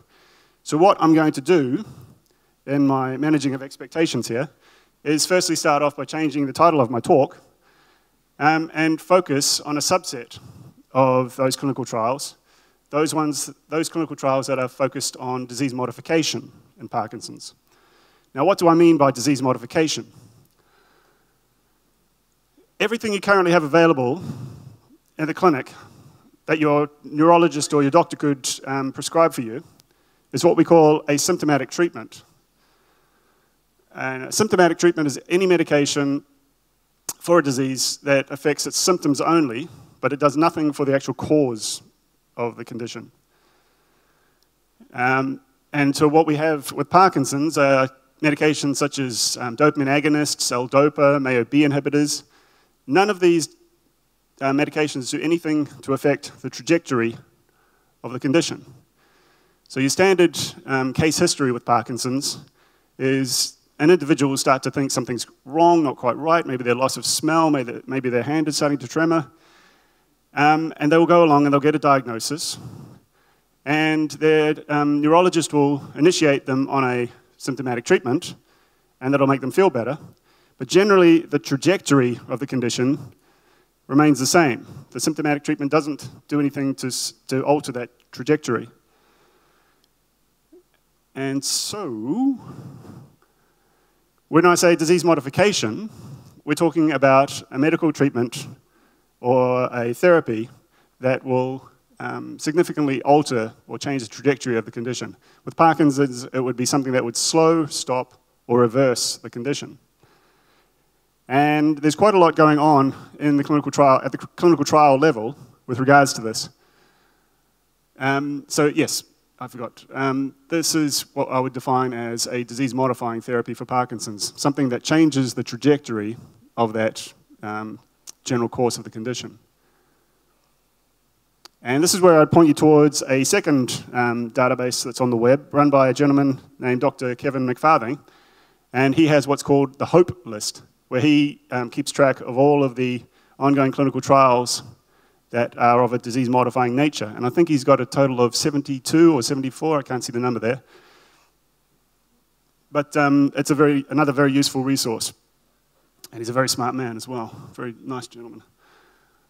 Before I start giving you the shopping list of various clinical trials that are ongoing, a word about clinical trials. There are 4 phases to a clinical trial. The first phase is usually a very small trial, a very short trial. It involves maybe 20 to 50 people over a matter of weeks or months, and that's referred to as phase 1. Its primary function is to test the safety of a new medication. If you give this to a human being, does it kill them? No? Okay, let's move to phase number 2. Phase number 2 still has an element of safety involved. Phase number 1 is usually in healthy individuals. Phase number 2 is usually in your cohort or your population of interest. So in this case, it would be people with Parkinson's. Is it safe in people with Parkinson's? It doesn't kill them? Yes, good. And it's usually a larger study. Instead of, you'll be dealing with 50 to 100 people, and they will usually be for months as opposed to weeks. Usually less than a year, though. And they'll also be looking for some sign of efficacy based on the amount of dosing that you give people. How far can we go with dosing and how much effect does it have? And then you have phase 3, which is the final hurdle before you go to the regulators and say, we'd like to treat everybody with this condition, with this drug or treatment. And that is where you're looking for efficacy. Does this treatment actually have an impact on the condition? And those trials are large. They are dealing with hundreds of people, and we're talking about multiple years of analysis. And finally, you got phase 4, but that's what the regulators and the drug companies will be doing after the drug or the treatment enters clinical usage. So with that out of the way, I'm now going to start talking about some of these clinical trials. Any disease-modifying therapy for Parkinson's will require one of 3 components. Number 1, it has to have, there has to be some sort of disease-halting mechanism, something that's going to slow down or stop the progression of the condition. Number 2, why is it 1, 1, 2? Sorry. Okay, sorry about that. This is not a cognitive test. Number 2 is a neuroprotective agent, something that will support the remaining cells. As Professor Curtis was saying before, you've got about 60% of the dopamine cells that have been lost, so the remaining 40%, they need something that will help to protect them and rejuvenate them and provide a nurturing environment for the third, or number 2 in this case, step, some form of cell replacement therapy, replacing some of those cells that have been lost. So what I want to do now is go through each of those 3 components and talk about clinical trials that are ongoing at this moment. And all of the clinical trials that I'll be talking about today are going to be reporting in the next 12 to 24 months. The unfortunate bit of news today, and the only bad bit of news I've got for you, is that we have nothing on the immediate horizon that does all 3 things. There is no cell replacement therapy that also suddenly halts the progression of the condition. And there's no disease-halting mechanism that spontaneously and magically brings back all these lost cells. But that's actually not a bad thing when you really stop and think about it, because when you scan this room and you see the variability between symptoms, what we need is a more personalized approach where each of those 3 components can be addressed on an individual basis. If you've only just been diagnosed with Parkinson's, maybe you just need a bit of disease-halting mechanism, where if you've had the condition for 10 or 15 years, you probably are looking towards a bit of cell replacement therapy as well. It's going to vary between individuals. So, component number 1, a disease-halting mechanism, something that's going to slow down or stop the progression of the condition. And we know that Parkinson's is progressive, and even not just at the clinical level, but also at the biological level, in that we've had individuals that have been transplanted back in the 1980s and 90s with cells into the brain to replace some of those dopamine cells that Professor Curtis was talking about. And those individuals have gone on to pass away by natural circumstances now, and we've been able to analyze their brains. And in some of those brains, what we're seeing is that within the transplanted cells, we're starting to see some of the hallmarks of Parkinson's. So somehow these cells that have been transplanted have adopted the hallmarks of Parkinson's. So the condition is somehow being transferred to those healthy cells that have been transplanted. Now, there's we're not entirely sure about the mechanism of this, but one possibility, as Professor Curtis was talking about, was this protein called alpha-synuclein. It sounds like a distant galaxy, but it makes up about 1% of everything that's in your brain. So it's quite abundant. But it's a toxic form of that protein that's potentially being passed from cell to cell. And so one idea is to grab it as it's being transferred in whichever mechanism, in whichever way it's being transferred, and to get rid of it. And maybe that will slow down the progression of the condition, giving us a treatment that will alter the trajectory of Parkinson's. And this is being addressed in multiple ways. One of the first ways is what we call immunotherapy. Your immune system is pretty robust. You're all sitting here and you're all relatively healthy. But that is largely due to these Y-shaped proteins here that we call antibodies. An antibody is like a little red flag for your immune system. Your body's producing billions of them every single day. And they will attach themselves to anything that shouldn't be in your body and alert the immune system that this should be removed.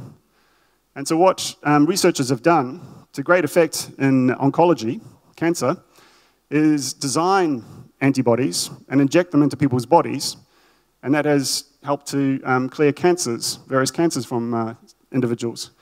And they're doing the same thing with Parkinson's, in that they're targeting this toxic form of alpha-synuclein. They're designing antibodies to target that toxic form and try and remove it. So while it's being passed from cell to cell, an antibody can grab it, and the immune system can chew it up and spit it out and get rid of it. And maybe that'll slow down the progression of Parkinson's. There are numerous biotech firms that are trying this approach.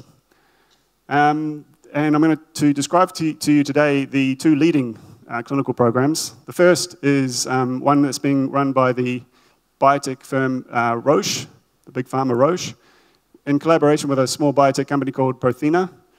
And they have one of these antibody approaches for alpha-synuclein. It's currently in phase 2. So it's a very large study of people with Parkinson's.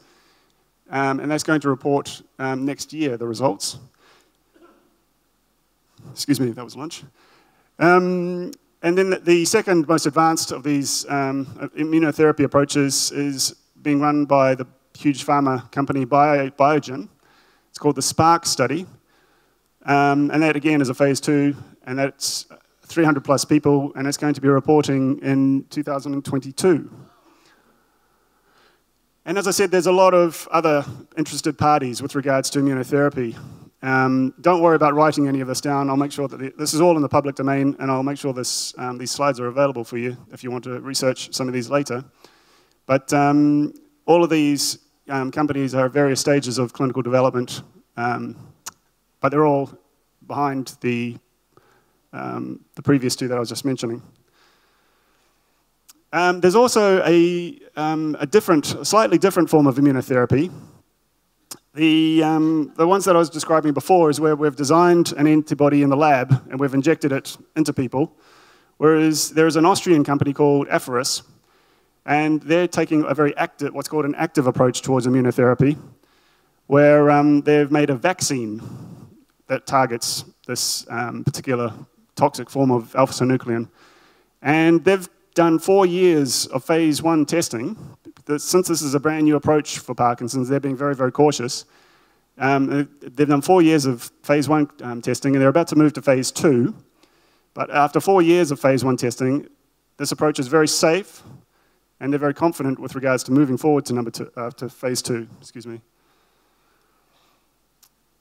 Now, if immunotherapy only works in some people with Parkinson's and not everybody, no problem. We've got other methods that we're exploring with regards to disease-halting mechanisms. Maybe we don't need to boost the immune system, but we need to dampen it down a bit. And this is an approach called immunomodulation.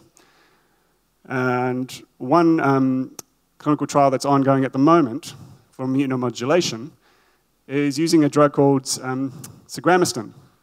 This is a drug that's being repurposed for Parkinson's. It is used generally for bone marrow transplantation treatment. It dampens down the immune system, so the immune system doesn't attack the bone marrow transplant, and it gives it a chance to actually start to replenish the immune system. And the idea here is that this treatment would dampen down the immune response with regards to the immune system coming in and getting rid of sick cells in the brain with Parkinson's. The immune system is ruthlessly efficient at going in and detecting when something's wrong with a cell and just getting rid of the cell. There's no negotiation, it just gets rid of it. And this could be happening in Parkinson's with regards to cells like the dopamine neurons.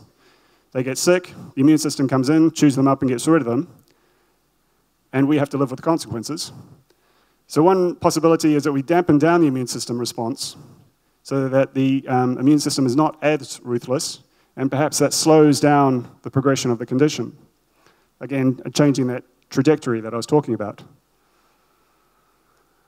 And the phase 1 testing of sigramestin gave us some very interesting results in 2017 when it was done in Kentucky in the US. One of the issues with sigramestin, though, was that the body started to produce, the individuals in the clinical trial, their bodies started to produce antibodies to this medication. So this approach is slightly delayed in that we have to reformulate the treatment. So if these first two approaches don't work, and we think, oh, we have to go back to the drawing board, not to worry, because there is a third approach for disease-halting mechanism, and that is boosting the cellular waste disposal system of the cell. If the cells are taking up toxic proteins, and these toxic proteins are building up in the cell, causing the cell stress, and the cell decides, right, I'm going to die, and it's sending out messages that the immune system picks up and comes and chews up that cell and gets rid of it. One possibility is to actually just boost the cell's ability to dispose of these toxic proteins, etc. And by clearing the rubbish quicker, maybe it causes the cell less stress, and so it sends out less signals to the immune system to come and get rid of it. And here we've got a number of different approaches being taken. There we go. And full disclosure, one of them, I'm going to be talking about some trials that the Cure Parkinson's Trust is conducting. And one of these trials is Ambroxol. This is a respiratory medication. It's used for clearing up mucus in the esophagus and lungs. But what we've found is that this medication also does a fantastic job of boosting your cell's ability to dispose of waste. And we've just finished a phase 2 trial in London, and the results are about to be published. I'm not allowed to say too much, but we are happy enough that we're now moving to phase 3, which is a much larger, more costly clinical trial to conduct, and that trial is going to start later this year. And this idea of boosting cellular waste is a very popular idea with a lot of other biotech companies as well. I've listed a few of them here. One of them, Restore Bio, is conducting their clinical trial down here in New Zealand, so I'll bring your attention to that. There's also a cancer oncology drug called nilotinib, and this is, we're also involved with a clinical trial for this as well. This is an ongoing phase 2, and it'll be reporting in 2020, that should be, excuse me. And the nilotinib, the compound itself, is being replicated by a number of different biotech companies. It's what's called a c-Abl inhibitor. It's a particular protein that this drug targets in the brain. And there's a number of companies here that have designed compounds that are very similar, and these are all initiating clinical trials as we speak as well. Now, all of this might not work, but that's okay, because there's a fourth option with regards to, there's actually a number of options. I've only listed 4, but for the fourth option is what's called LRRK2 inhibition. In many of the cells in your body, you've got a protein called LRRK2, and in a lot of people with Parkinson's, this LRRK2 protein becomes hyperactive. And in a carefully balanced environment like the cell, any sort of protein that gets hyperactive is going to cause trouble. And it puts stress on the cell puts out a message to the immune system comes along and chews it up and gets rid of it. This is the cell, not the protein. So one idea is to actually inhibit this hyperactive form of this protein, and this work has actually been led, hugely supported by this gentleman here. His name is Sergey Brin. He is one of the co-founders of a small company called Google. It's got something to do with the internet. His auntie, she had Parkinson's. His mother was diagnosed in 2006 with Parkinson's. And Sergey, being a man of means, decided he was going to take out a bit of an insurance policy. He went and got himself genetically tested, and he has a risk factor, a genetic risk factor for Parkinson's, that he shares with his mother. So he's giving himself a 50-50 chance of developing Parkinson's and taking no chances. He's poured about $500 million US into LRRK2 research, And that research has given rise to these LRRK2 inhibitors. Primary amongst these is a company called Denali Therapeutics, and they're currently phase 1 testing their LRRK2 inhibitor. And they'll be starting the phase 2 shortly as well. And there's a number of other major biotech and pharma companies that are also developing LRRK2 inhibition programs. So this is just a taste for some of the clinical work that's ongoing at the moment with regards to disease-halting mechanism. We've got immunotherapy, we've got immunomodulation, we've got boosting the waste disposal system of the cell, and also LRRK2 inhibition. There are other methods as well, such as anti-inflammatory approaches, inflammasome inhibitors that we haven't looked at here, because I'm limited for time, and I would like to move on to component number 2, which is some form of neuroprotection. This is a therapy or an agent that will protect the remaining cells in the brain and provide a supportive, nurturing environment for the third component, which is cell replacement therapy. Now, chief amongst the neuroprotective approaches is what we call GLP-1 agonists. These are drugs that are used for diabetes, and they're being repurposed for Parkinson's. The main example of this is a drug that's been supported by Cure Parkinson's Trust all the way through. That's a drug called exenatide, or the more up-to-date version of it is called Bydureon. And this reported in 2017 some interesting results. Individuals were taking Bydureon once a week for 48 weeks. And as you can see here on the screen, the blue line is the people that were taking Bydureon, and the red line is the control group, the people that were injecting themselves with saline. Now, a negative score in this regards is an improvement on your clinical characteristics of Parkinson's. So the people that were taking Bydureon had a very early response and then kept a stable score across the 48 weeks of the trial. At 48 weeks, the individuals were taken off drug, and they were given 12 weeks with no treatment. And as you can see, that stabilization starts to disappear, and their trajectory starts to match that of the placebo group. There was no change in the trajectory of the condition with folks on the placebo drug all the way through the trial. So this was a very interesting result, a very encouraging result. Whether it's actual disease modification or whether it's just a symptomatic treatment is still being explored. The fact that the individuals started shifting back towards the trajectory of the placebo group was a bit of concern. But we're going to be exploring this in a new phase 3 trial that's going to be kicking off this year, hopefully in the summertime. September is the official date for starting. And these GLP-1 agonists, based on this result, has caused a lot of excitement. We ourselves have got 3 clinical trials with other GLP-1 agonists in France and the US. Novo Nordisk, is kicking off a phase 2 trial in Norway, and Neurally is setting up for a phase 1 trial very shortly. There are other drugs that are also being repurposed for neuroprotection in Parkinson's. One of them is called UDCA, and this drug is used for gallstones, of all things. But what we've found is that with UDCA is that it has a very powerful effect on mitochondria. And mitochondria are the power stations in the cells of your body. They provide the energy for the cell to do whatever the cell needs to do. And UDCA certainly boosts and supports mitochondrial function. And so the idea here would be that a healthy cell is one that produces more energy.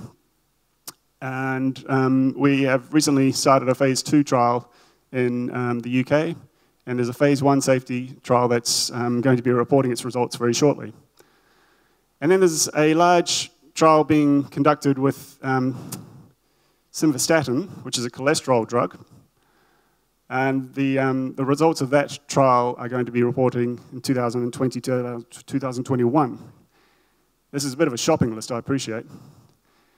And then there's also what we call neurotrophic factors. These are proteins, naturally occurring proteins that the cells in your body, and your brain, produce naturally. And they are what we consider the fertilizer for the brain. These tiny little proteins are very much supportive and keeping neurons alive. And you might have heard of the GDNF trial that was conducted in Bristol in the UK. These individuals had large tube system inserted into their brains, and on a monthly basis they were given infusions of GDNF, this neurotrophic factor. And the results were published earlier this year, and what we saw was what we call a placebo response. So again, a negative score here means an improvement in your Parkinson's clinical features. And while the red line, which are the GDNF-treated individuals, showed signs of improvement, the control individuals who were being injected with just a saline-like solution also improved across the trial. And so this is a situation where expectations before the trial started were a bit high. And everybody was very excited about getting involved with this clinical trial, obviously. And so the trial itself had a negative result because the GDNF didn't show signs of being better than a placebo treatment. But when you dig into the results and have a good look, what you can see is if you look at the top two brains here, this is brain imaging from people that were involved in the study. The top two brains is the same individual, but they were treated with a placebo. And if you look on the left-hand side here, you will see on those top two brains, you'll see that the red area, this is dopamine activity in the brain, a bird's eye view of dopamine activity. The red area on the left is slightly more than the red area on the right, which was the brain imaging taken at 38 weeks of treatment. But then if you look at the bottom two brains, the individual on the bottom two was treated with GDNF, and if you look at the red area on the left, it's slightly less than the red area on the right at 38 weeks. So this suggests that GDNF was having some sort of effect in the brain, and it was increasing the level of activity. It was making more of this red signal, increasing the level of activity of dopamine in the brain. It's an interesting story in itself, this trial, in the strength of the placebo response. But there's now efforts, and you might have seen, there was a documentary as well, which was made around this trial, and you might have seen this on the internet or on TV. And it's generated a lot of energy within the community. And there are now efforts to conduct this study again. But it would probably be prudent to wait until we see the results of another study, which is looking at a very similar protein called CDNF. And this trial is being conducted in Finland and Sweden, and it involves 18 participants, and we'll know early or midway through next year what the outcome of that study is. The safety results of that study have been announced, but not published, and the treatment is safe. Now we're just looking for if there's any signs of efficacy. Does it actually have any impact on the individuals? So these are some of the clinical trials that are ongoing at the moment with regards to neuroprotective approach, GLP-1 agonists, repurposed drugs, and neurotrophic factors. And as I said, these provide a supportive environment for the third component, which is some form of cell replacement therapy. And cell replacement therapy has largely focused around the idea of stem cell or cell transplantation. So these are cells being injected directly into the brain, as you can see here on this brain imaging image. We know that in Parkinson's you're losing dopamine neurons, gradually over time there are less and less, even in people that don't have Parkinson's, we're losing dopamine neurons with age. But in Parkinson's, that process is sped up for some reason. And these dopamine neurons, as Professor Curtis was saying, project their branches up into sort of the middle of the brain there, and into a region called the putamen. And we can see the loss of dopamine being released in the putamen using these brain imaging techniques. This black image on the right here is a person without Parkinson's compared to on the left, compared to a person with Parkinson's on the right. And you can see there's a lot less of that yellow-red signal in the person with Parkinson's. So one idea, and here you can actually see where dopamine dopamine fibers have been stained dark versus on a control subject versus a person that had Parkinson's for more than 4 years. So one idea is to put cells, dopamine cells, inject them directly into that region, as you see on the very far right here, and they will start to put out their branches, as you can see on the bottom image, and cover that region with dopamine, effectively. And there's a number of ongoing clinical trials at the moment that are testing this approach in variously different ways. Some of them are stem cell-based approaches, some of them are using fetal tissue. Excuse me, we should know the results of some of these trials in the next, as I said, 12 to 24 months. The International Stem Cell Corporation results will be published next year. The Trans-Euro results, I think, are 2021, actually, if I recall correctly. But in addition to these 5 ongoing programs, there are some other major players who are very keen to get into this area as well. With the stem cell approach, these are growing stem cells in petri dishes in the lab, and you can produce millions and millions and billions of them, enough to transplant everybody in this room, effectively, whether you got Parkinson's or not. And there is a consensus now that we've got to a point in the recipe for making dopamine neurons where people are confident that we can press forward with the cell replacement therapy approaches. So I just want to finish up by talking about future directions with regards to clinical trials for Parkinson's. There's going to be a couple of major trends coming with regards to these efforts. And one of them is gene therapy. And for those not familiar with gene therapy is an approach that treats people with DNA as opposed to drugs. It's probably the easiest way of describing it. If you take a virus and you take out all the disease-causing parts of it, and you take out all the replicating parts of it, and what you're left with, the shell, is a very effective biological system of delivery. So you can put good DNA, or DNA that produces good stuff, into that empty virus, inject it into the brain, and it will infect cells with that DNA, and the cells will start producing whatever you've put into the virus. And we currently have ongoing clinical trials for gene therapy that are taking a more symptomatic approach, such as Axovant and Voyager. But in the not-too-distant future, we're going to see some attempts at disease-modifying approaches with gene therapy. And one to keep your eye on is Prevail Therapeutics, which is a company that's being supported by the Silverstein Foundation. And there's also a gene therapy approach being taken for the GDNF as well, the results of which are about to be published.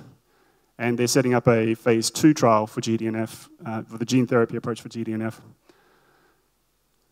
And there's also an ongoing gold rush in the field of gene therapy, where research labs around the world are screening different viruses and looking for specific characteristics.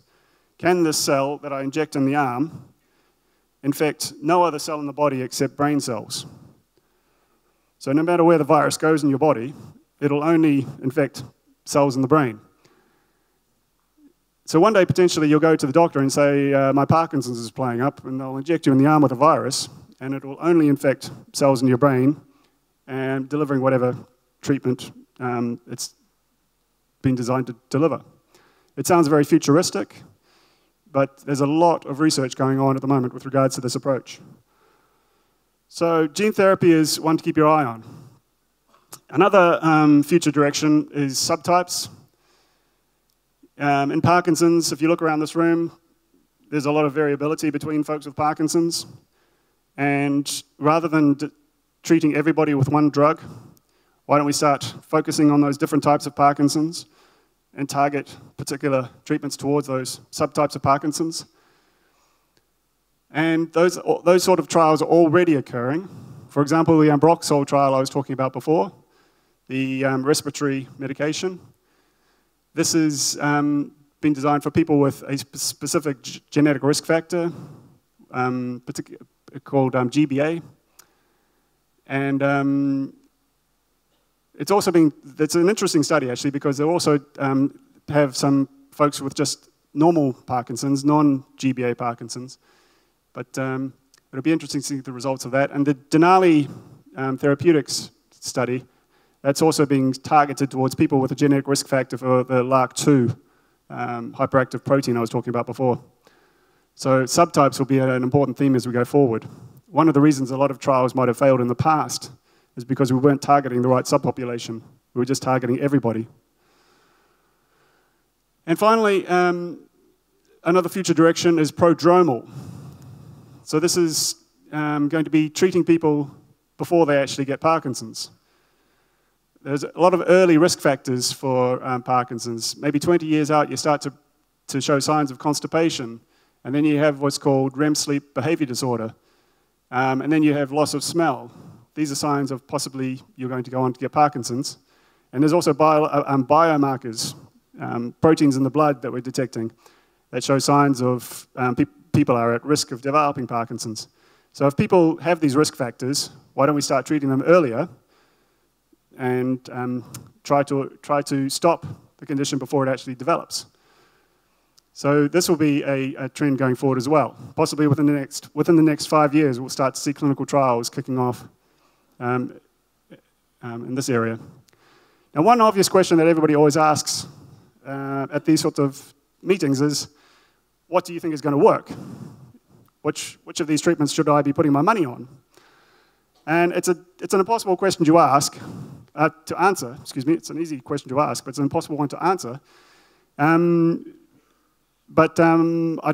try to have a go. I give two answers, and I'll warn you now that one of them is going to disappoint you. The first answer is that it depends on what sort of Parkinson's you have, what sort of Parkinson's each individual has. So some of you might have a response to a LRRK2 inhibitor, whereas others should be taking ambroxol, for example.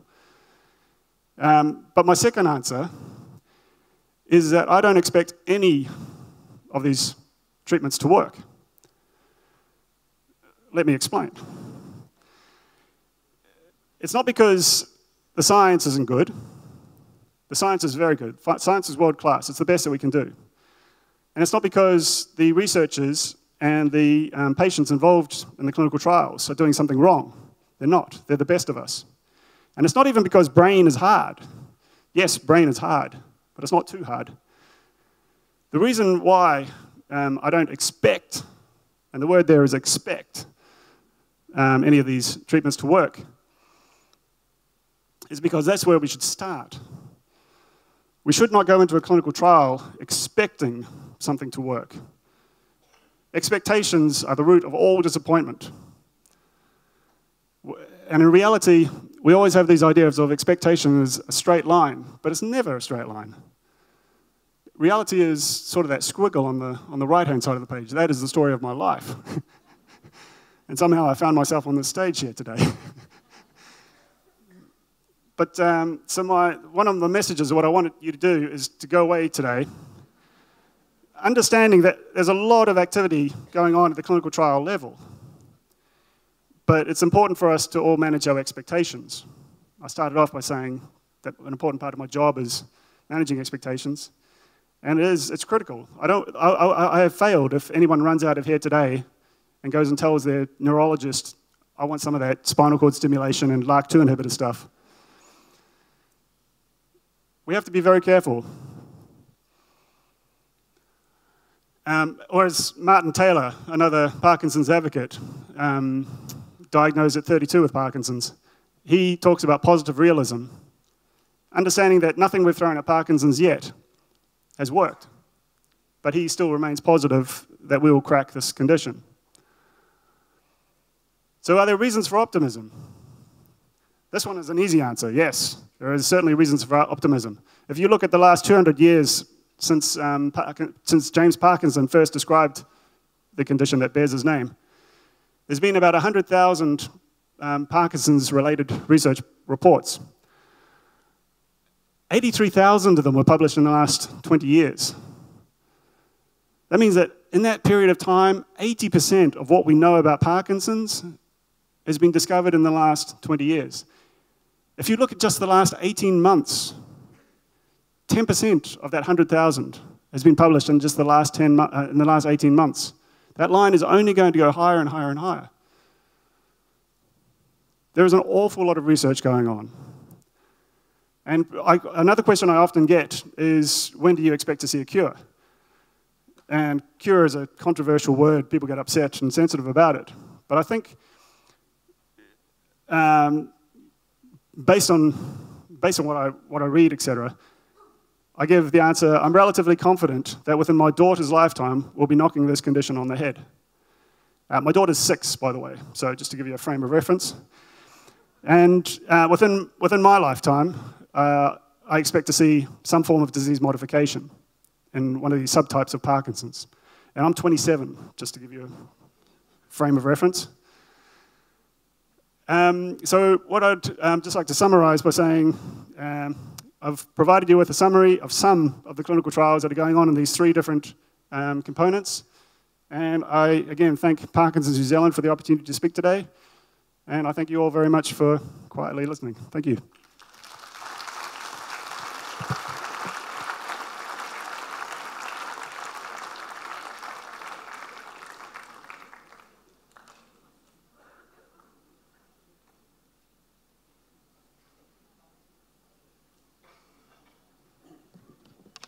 Like I'm piloting an airplane, I've just learnt that we're running 10 minutes late behind schedule, so we'll be landing at 2:40. So we just allow that into the schedule. So I'm just looking at my notes. The next, and actually what I got heaps out of that. I certainly feel a lot of faith in scientists, but I love that line about positive realism. I think that's what keeps us going, I think. Now, I think we get the stage where you maybe, hopefully, have been sitting on some questions. Well, here's your chance. We'll be asking the panel to come forward. It's a question and answer panel. It'll be chaired by Dr. Barry Snow with Sir Richard Faull, Professor Curtis and Simon Stott as well. And for those of you who don't know, little bio here on Barry, Dr. Barry Snow, he's a neurologist and Director of Adult Medical Services at ADHB. He has been researching Parkinson's for 30 years, focusing on new treatments. He established the Movement Disorder Clinic at Auckland Hospital, which runs the national program for deep brain stimulation for movement disorders. Barry is the chair of the Neurological Foundation of New Zealand. I know he's spoken to groups in Auckland and Northland before, so we certainly know Barry and respect his contribution that he's made to our understanding of this ailment. Thank you. Good to see you, Barry. Hi. Hi. I think I pretty much know everybody here, so that's all good. I was at the Readers Writers Festival recently. They pointed out that a question ends with a question mark and is usually shorter than the answer. And we don't have a lot of time together, so we'll just take your questions for the panel.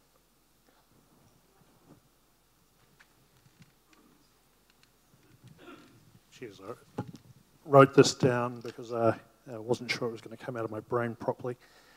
Many clinical trials of new therapies, after showing great promise initially, seem to fail at the final hurdle. If the modified universal Parkinson's disease rating scale is being used as a measure of the outcome of success, is there a better method to define the success or otherwise of a trial? Well, I think that one's for me. So the Parkinson's rating scale is a clinical scale, a mixture of points for tremor, stiffness, slowness, and all those sorts of things. And there's a problem because you all know it goes up and down if you're stressed or unhappy or things like that. But it is a real measure of how much physical Parkinson's you've got. We've tried all sorts of other scores, particularly those PET scans that we've been looking at up here. But the trouble is that the PET scans in these trials don't match the clinical outcomes. So in the GDNF study, the patients didn't get any better, but their PET scans did. Now, that tells us there's something going along biologically, but it's not helping the person. So it still is the best score, but you're right, we'd like to get a better score. Sorry about that. So not quite there with the rating scales, correct.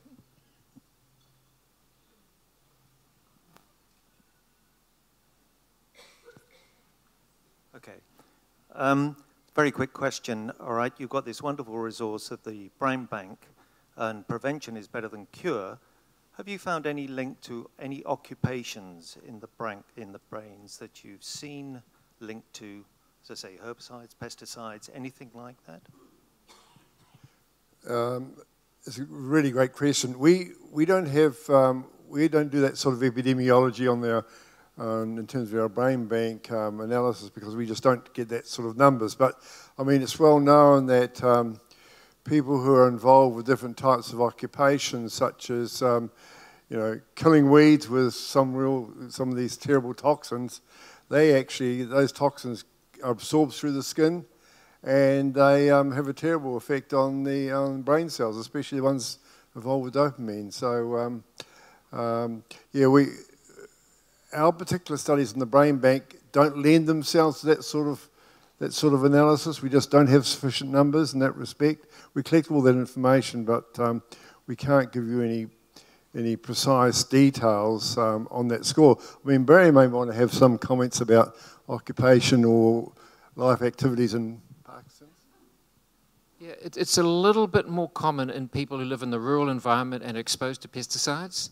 It's a little bit more common in people who do a lot of welding, and we know there's a lot of manganese exposure. But if you add all those people together and divide it by the number of people who've got Parkinson's, it at best explains about 4% of what's going on. So it's just not, there's not enough there to give us a strong steer, unfortunately.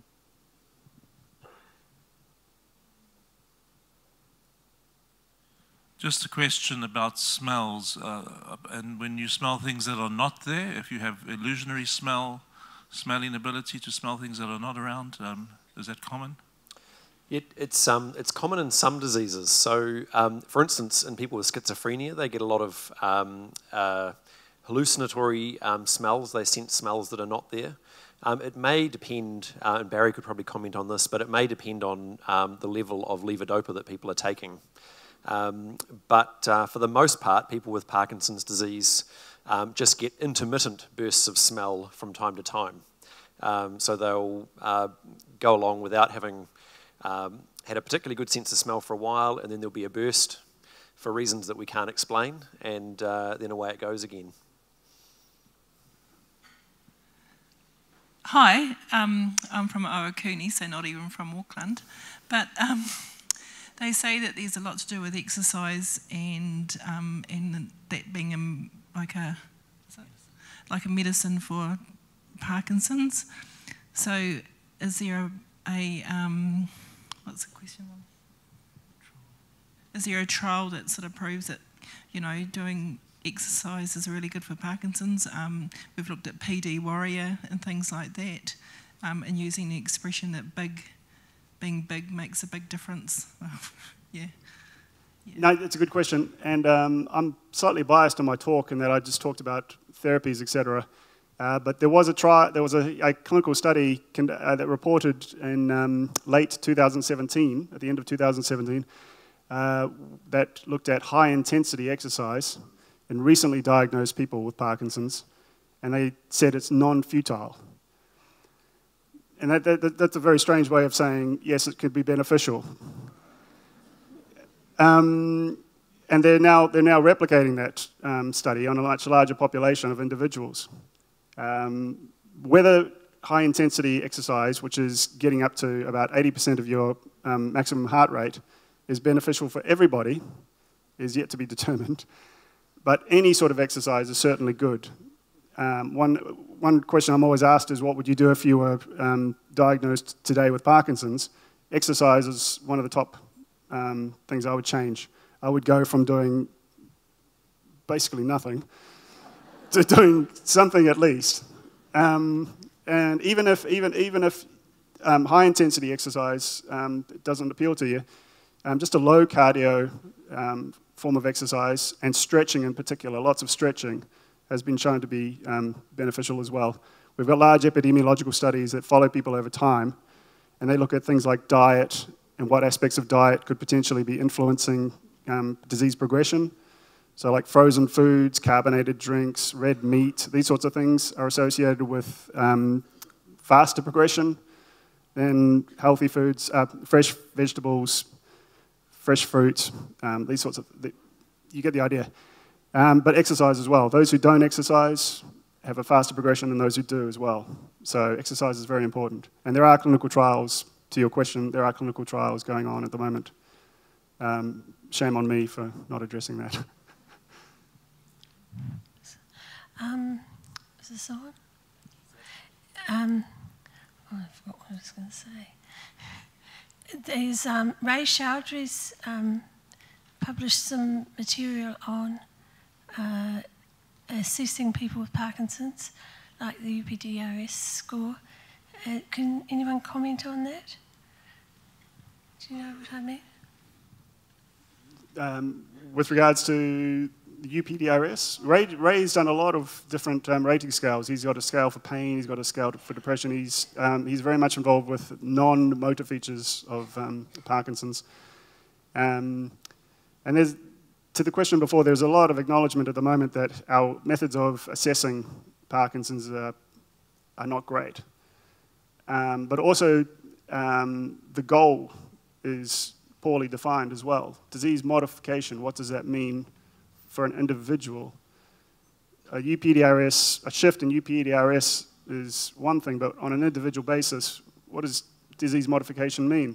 If they take a toxic drug and it stops the progression of their condition, great, but maybe they feel worse than they did before. So there's an acknowledgement within the research community at the clinical trial level at least that some of our methods of assessing Parkinson's need improvement, but also our goalposts need to be better defined as well. Would you like to comment on vitamin B3, please? Oh, sorry, comment on vitamin B3?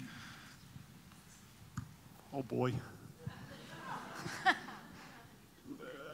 My answer to these sorts of questions, vitamin B1 is the one I usually get asked about, but my answer to these sorts of questions is your body has limited ability in how much it can actually process by design with regards to a lot of these vitamins.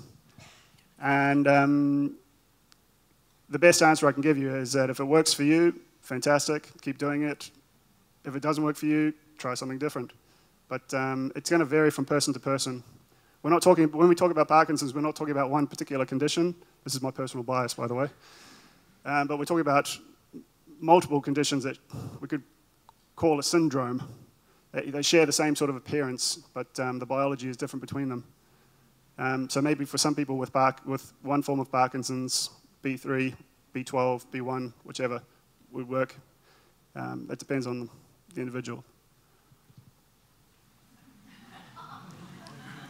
With regards to motor symptoms, how much connection could there be between Parkinson's and hip and thigh bursitis, given that exercise is a really important thing, and if you have bursitis, it's very hard to exercise? Yeah, so you're right. There's a curious overpredominance of what we call musculoskeletal pains in Parkinson's. How many people here with Parkinson's have got a sore back, hip, or shoulder? Yeah. How did you get your arm up? It can't be a shoulder. Yeah. Yeah. And there's a couple of things going, well, probably 3 or 4 things going on. About a third of people with Parkinson's get a sore shoulder a year or so before they are diagnosed. And we think that's probably because they're not moving their arm properly, because joints like to be moved. So first problem is just not enough movement, and that goes back to the exercise. Second problem is something that we haven't quite figured out yet, but there's something about the pain pathways in Parkinson's that get wired up, and people often feel their orthopedic pain a whole lot more than if they didn't have Parkinson's. So there's something about the pain system. And the third thing is that your posture changes in Parkinson's. For example, you tend to tip forward, and that will load up your already bad back. So Parkinson's and orthopedic problems aren't good friends. The treatment of three things. Firstly is to take the right dose of the levodopa, so fix the Parkinson's best you can. Second, have a good, proper exercise program supervised by your physiotherapist. And once you've done those things, whatever's left over, you just treat it like it is. So if you've still got a sore shoulder, get an injection or whatever the shoulder doctors do. My comment is based on Sir Richard's presentation on the Human Brain Bank. And before I returned to New Zealand 2 years ago, I had a donor card in my wallet, a body donor card. I'm wondering if Parkinson's New Zealand could design a donor card saying that they, in the case of accidental accident, that they wanted their brain donated to the brain bank. Do you think something like that might be doable? Well, let's say we were talking before. I said, and I asked you to raise the question. So, marvellous idea, actually. So I thought, gosh, you know, sometimes when you're in the middle of being an expert on this so-called research on human brains and brain donation, you don't see the obvious. And so what a marvellous idea. So we'll actually take that on board and have a talk about it. And just having a little business card saying what the contact details and so on, I think it's a wonderful idea. And so we'll think about it. I mean, what's so good at having these ideas, you come out here and we get as much out of this as what you do. With all the questions you ask, and people come up and say, what about this? And say, God, I never thought of that, you know? And it'll give us a new direction, research, a new idea. So, can I have that idea? I'll take it on board. Yeah. Just for interest, who raise your hand if you would like to have such a card in your wallet? Okay, well, yeah, I'll let Maurice comment too. Can I just make a quick comment on that? Can I just impress upon people the importance of talking to your next of kin about these things? The reason being that they'll be the ones that carry out your wishes at the time when you pass away. And also, if they're not happy with it, then it won't happen. And so it's important, if this is something that you care about and that you'd like to see happen for yourself or your loved one, that discussion has been had. Interesting, the note on your driver's license that says whether or not you're a donor actually has almost no bearing on whether you'll be a donor or not. At best, it's an indication to your next of kin what you were thinking about in regards to that, and that you didn't have what we call an overriding objection. You didn't say to people, I've seen the information and this is not for me. It sort of says, no, you actually were generally supportive of the concept, but it doesn't have a legal bearing. So talking to your next of kin is the best way that you can make these things happen. No, people don't have to have a disease to donate their brain. I think people with brain diseases probably think a little bit more about their planning and their own mortality, whereas those without don't. And so getting normal, so-called normal brains is actually really challenging, and you need to be able to make comparisons between diseased brains and normal brains, so it's really important. I just wanted to make a comment to the what Sir Richard was saying with regards to we get as much out of this as you do. We had a situation in the UK a few years ago where a researcher, his name is Thilo Kunath, was presenting in Edinburgh to an audience like this, and after his presentation on stem cells, a lady stood up and asked him, why is it that people with Parkinson's smell different? And Thilo thought she was talking about the loss of smell. And she corrected him and said, no, no, no. Why is it that people with Parkinson's actually smell? Their odor smells different. And Thilo was standing on stage thinking, oh, God, I'm dealing with a bit of a nutcase here. But to his credit, he went away and he talked to his colleagues about it. And they said, well, dogs can smell cancer, so why isn't there a smell for Parkinson's? And then Thilo went and actually tracked this lady down. I shouldn't say it like that, but he found her, and they did an experiment. They got 5 people with Parkinson's to wear a Parkinson's UK t-shirt, and 5 people without Parkinson's to wear a t-shirt as well. They, for 24 hours, eat, work, sleep, exercise, everything in it. And then they put them into bags, anonymized them, and she had to go through and smell each one. A delightful task. But she got 5 out of 5 for the people with Parkinson's. And here's the really amazing part of the tale, is that she got 4 out of 5 for the controls, and she was adamant that that 5th individual had Parkinson's. 8 months later, that person was diagnosed. She noticed a difference in the smell of her husband about 11 years before he was actually diagnosed. And the research community would never think, I wonder what Parkinson's smells like. And so it's the bravery of an individual standing up in an audience like this, tempting ridicule, and asking that question has now opened up a whole new area of research for Parkinson's, where we're training dogs to smell Parkinson's, and we're actually trying to identify the chemicals in that smell. And so I love this idea of it's not just you getting something out of this, but also researchers as well. Yes, has any research gone into why your Parkinson's goes left or right, or why to the dominant side?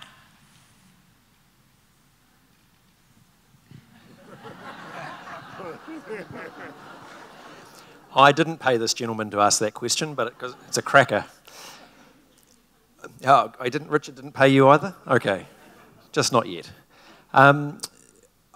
It's really interesting. We actually find in some of our very early normal brains, when we look in the olfactory system, that actually in some of these cases we do actually see alpha-synuclein showing up just on one side, so one olfactory bulb, but not the other. And this is really interesting. Now, there's a different, and this is purely in the realm of theory. We don't have any experimental evidence that suggests this, but some of our thinking is that you do have a different microbiome on one side of the nose to the other. You sometimes get colds, flus, etc. And you have a completely different breathing pattern throughout the day, left and right. You have this thing called the nasal cycle. Some of the day you'll be breathing extensively through one nostril, and then it will change at some point and you'll breathe completely out of the other. You didn't know this, but you do it all the time. Ranges from 45 minutes, you'll change to 6 hours, something like that. So if there's something that sets itself up in the nose or is breathed more heavily through the nose, for instance, then maybe there's a reason why an abnormal situation is set up on one side of the brain that's not set up on the other. Very much in the realm of theory, but we have seen it enough showing up on one side of the brain versus the other in the olfactory system to make us think, okay, they're clearly not, the disease is not being set up simultaneously on both sides of the brain. Okay, thank you. Thank you for an excellent presentation. Can a CT scan determine whether you have Parkinson's? Can a CT scan determine whether you have Parkinson's or not? Can a CT scan determine? No, I heard you, Paul. The answer is no. There are some changes in MRI scan, but they are not really good enough to be definitive. And they're quite subtle changes, so that basal ganglia can change in shape and the substantia nigra can get a little bit paler. But you don't make a diagnosis with a scan. Two slightly related questions. How far are the boffins along with determining the subtypes of Parkinson's, and how difficult is it to measure disease modification when you're diagnosed with Parkinson's? You are told, we can't tell you what's going to happen. How can you measure something that you don't know what's going to happen?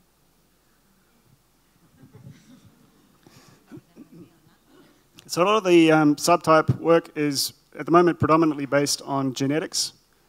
And genetics risk factors make up about 20% of the Parkinson's population. But not only are the genetics looking at whether you have a risk factor for Parkinson's, but also the risk factors of disease progression. We're starting to see the first risk factors for whether you're going to have a faster trajectory versus a slower trajectory. They affect a very small part of the population at the moment, but we're starting to get these bits of details. Most of the clinical work that's ongoing at the moment, groups like mind blank. Folks like Michelle Hugh in Oxford, they're running large cohorts and they're dividing people into certain types of Parkinson's based on their clinical features. And that can include your response to L-DOPA. Only about a third of people actually have a good response to L-DOPA. A third will have no response at all, and the other third has a mixed response. But these sorts of subtypes are being generated as well. This is still very early days in this sort of research, though, both the genetics and the clinical risk factors. And then there's also biomarkers, proteins in your blood or your urine or your breath, and that's very, very early days.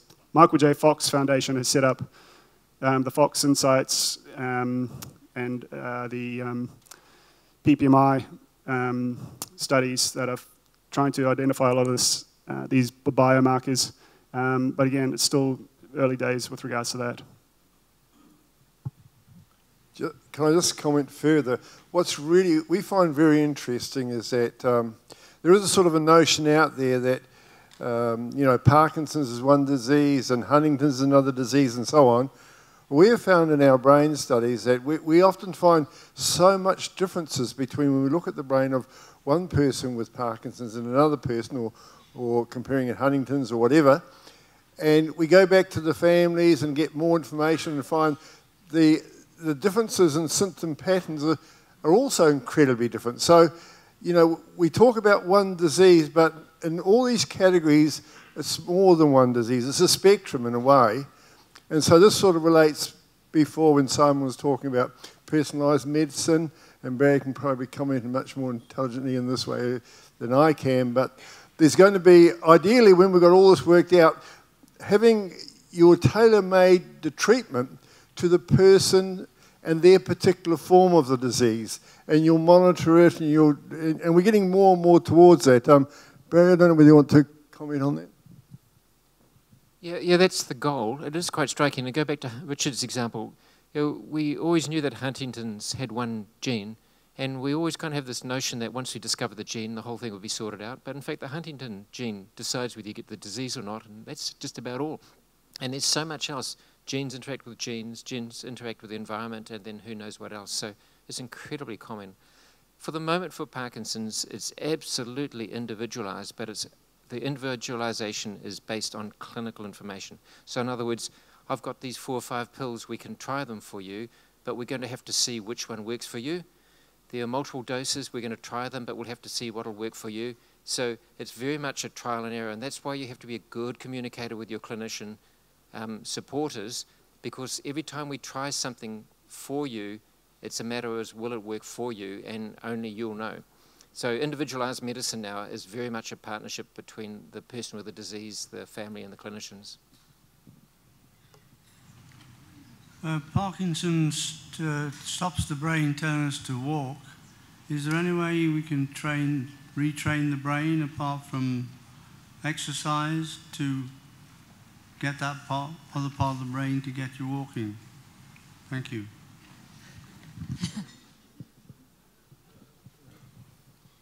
I think if I understood the question correctly, it's not so much a case of retraining the brain to walk. It's the fact that the dopamine levels, well, the analogy I use with my students, which is strictly speaking not perfectly scientifically accurate, but don't tell the students, is that if you imagine a cup, and under normal circumstances the cup is nice and full because the dopamine is keeping the cup full.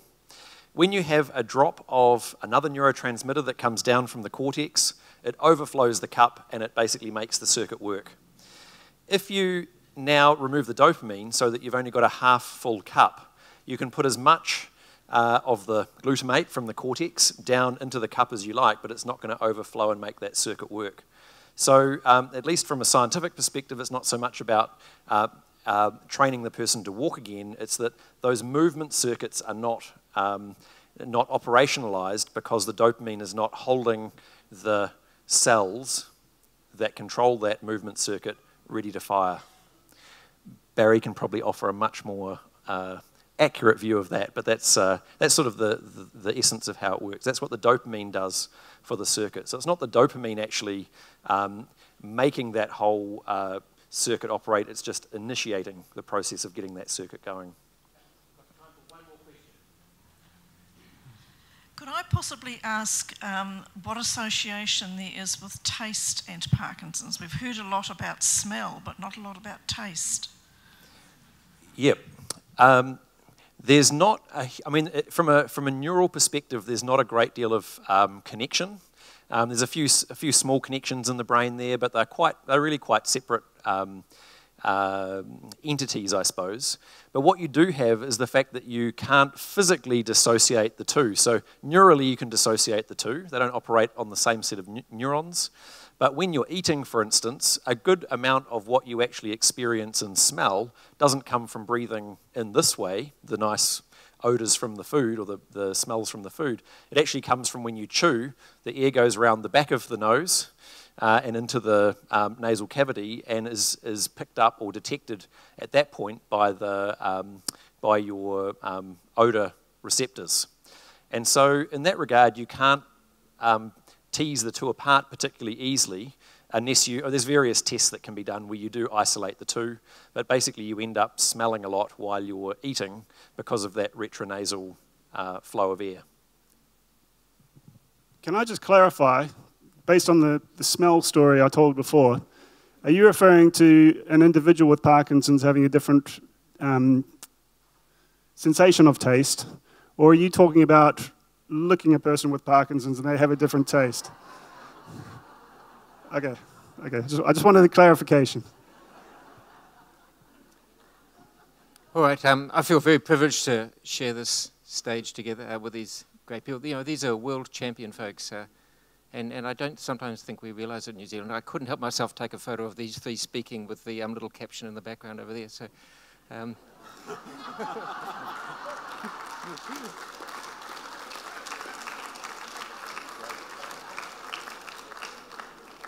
So thanks for your great questions. I think we've all got some ideas we're going to take away, and thank you for the three speakers.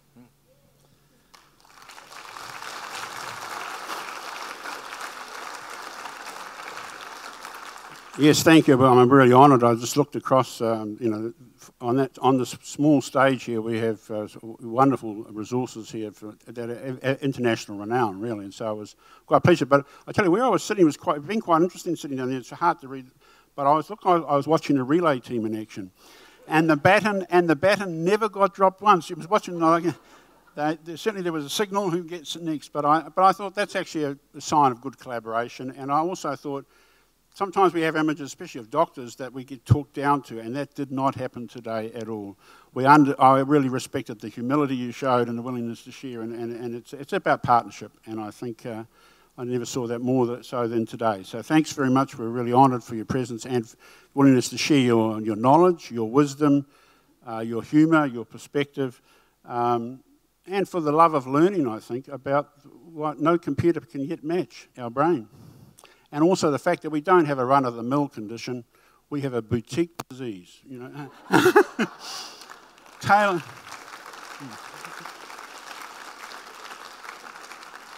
And I think most of us think we're pretty special. Anyway, we could have had something like mumps or something. No, we've got something that's unique to us, and that makes it all the tougher to find that solution.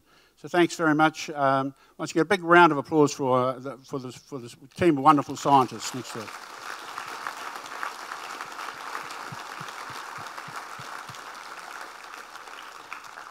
I think next that we have, and it's probably quite a hard act to follow, and I don't think there's any deliberate thing, but we have here a counterpunch with some punching to go on. We could use the team here perhaps, but I understand that it's Elisa Gombinsky Roach will be doing a Counterpunch Parkinson's. It's an interactive presentation and will include audience participation available for everybody. and a Counterpunch Parkinson's demonstration. So I'll ask Lisa to come forward.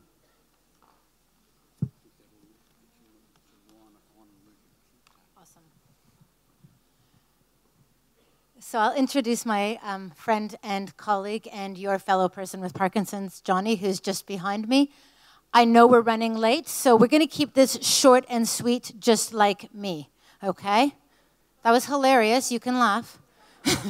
So basically what we're going to do is I'm going to very quickly go through some information about exercise, and I'm sorry, somebody over there who asked how we could fix this without exercise, there's no way.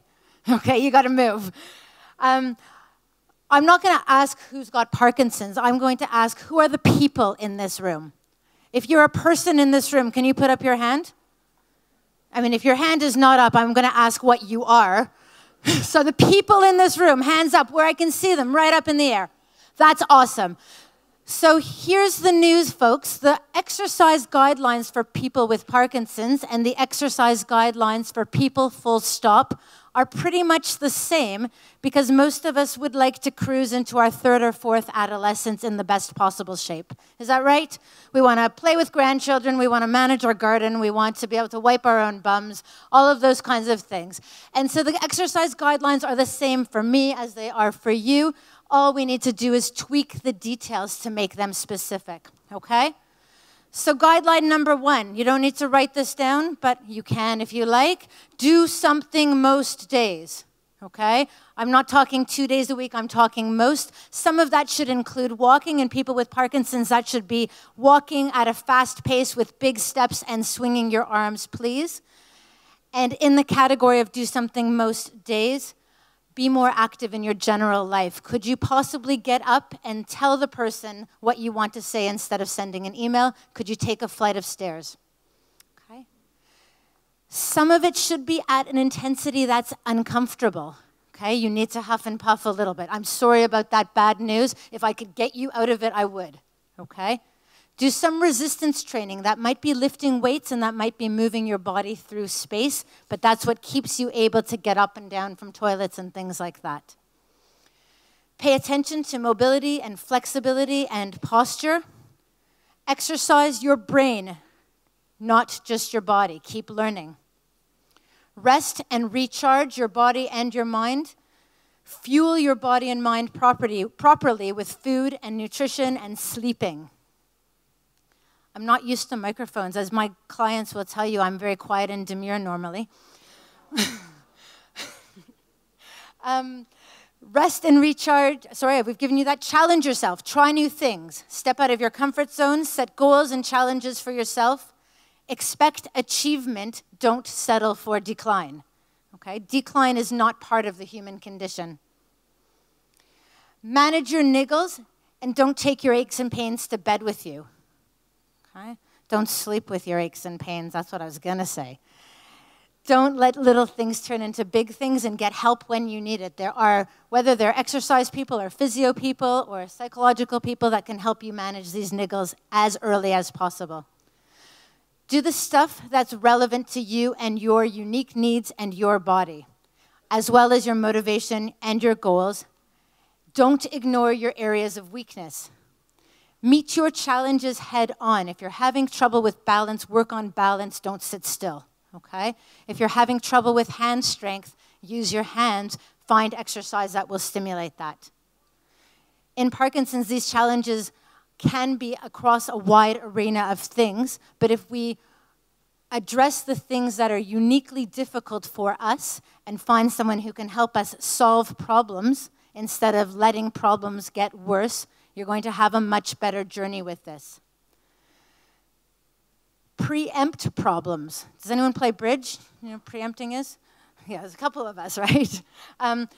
So sometimes you want to jump in ahead of things. So if you know that lots of people with Parkinson's over time have problem with walking and gait, and your walking and gait is fabulous right now, you should still work on walking and gait to make your walking and gait as awesome as possible ahead of the condition. Does that make sense?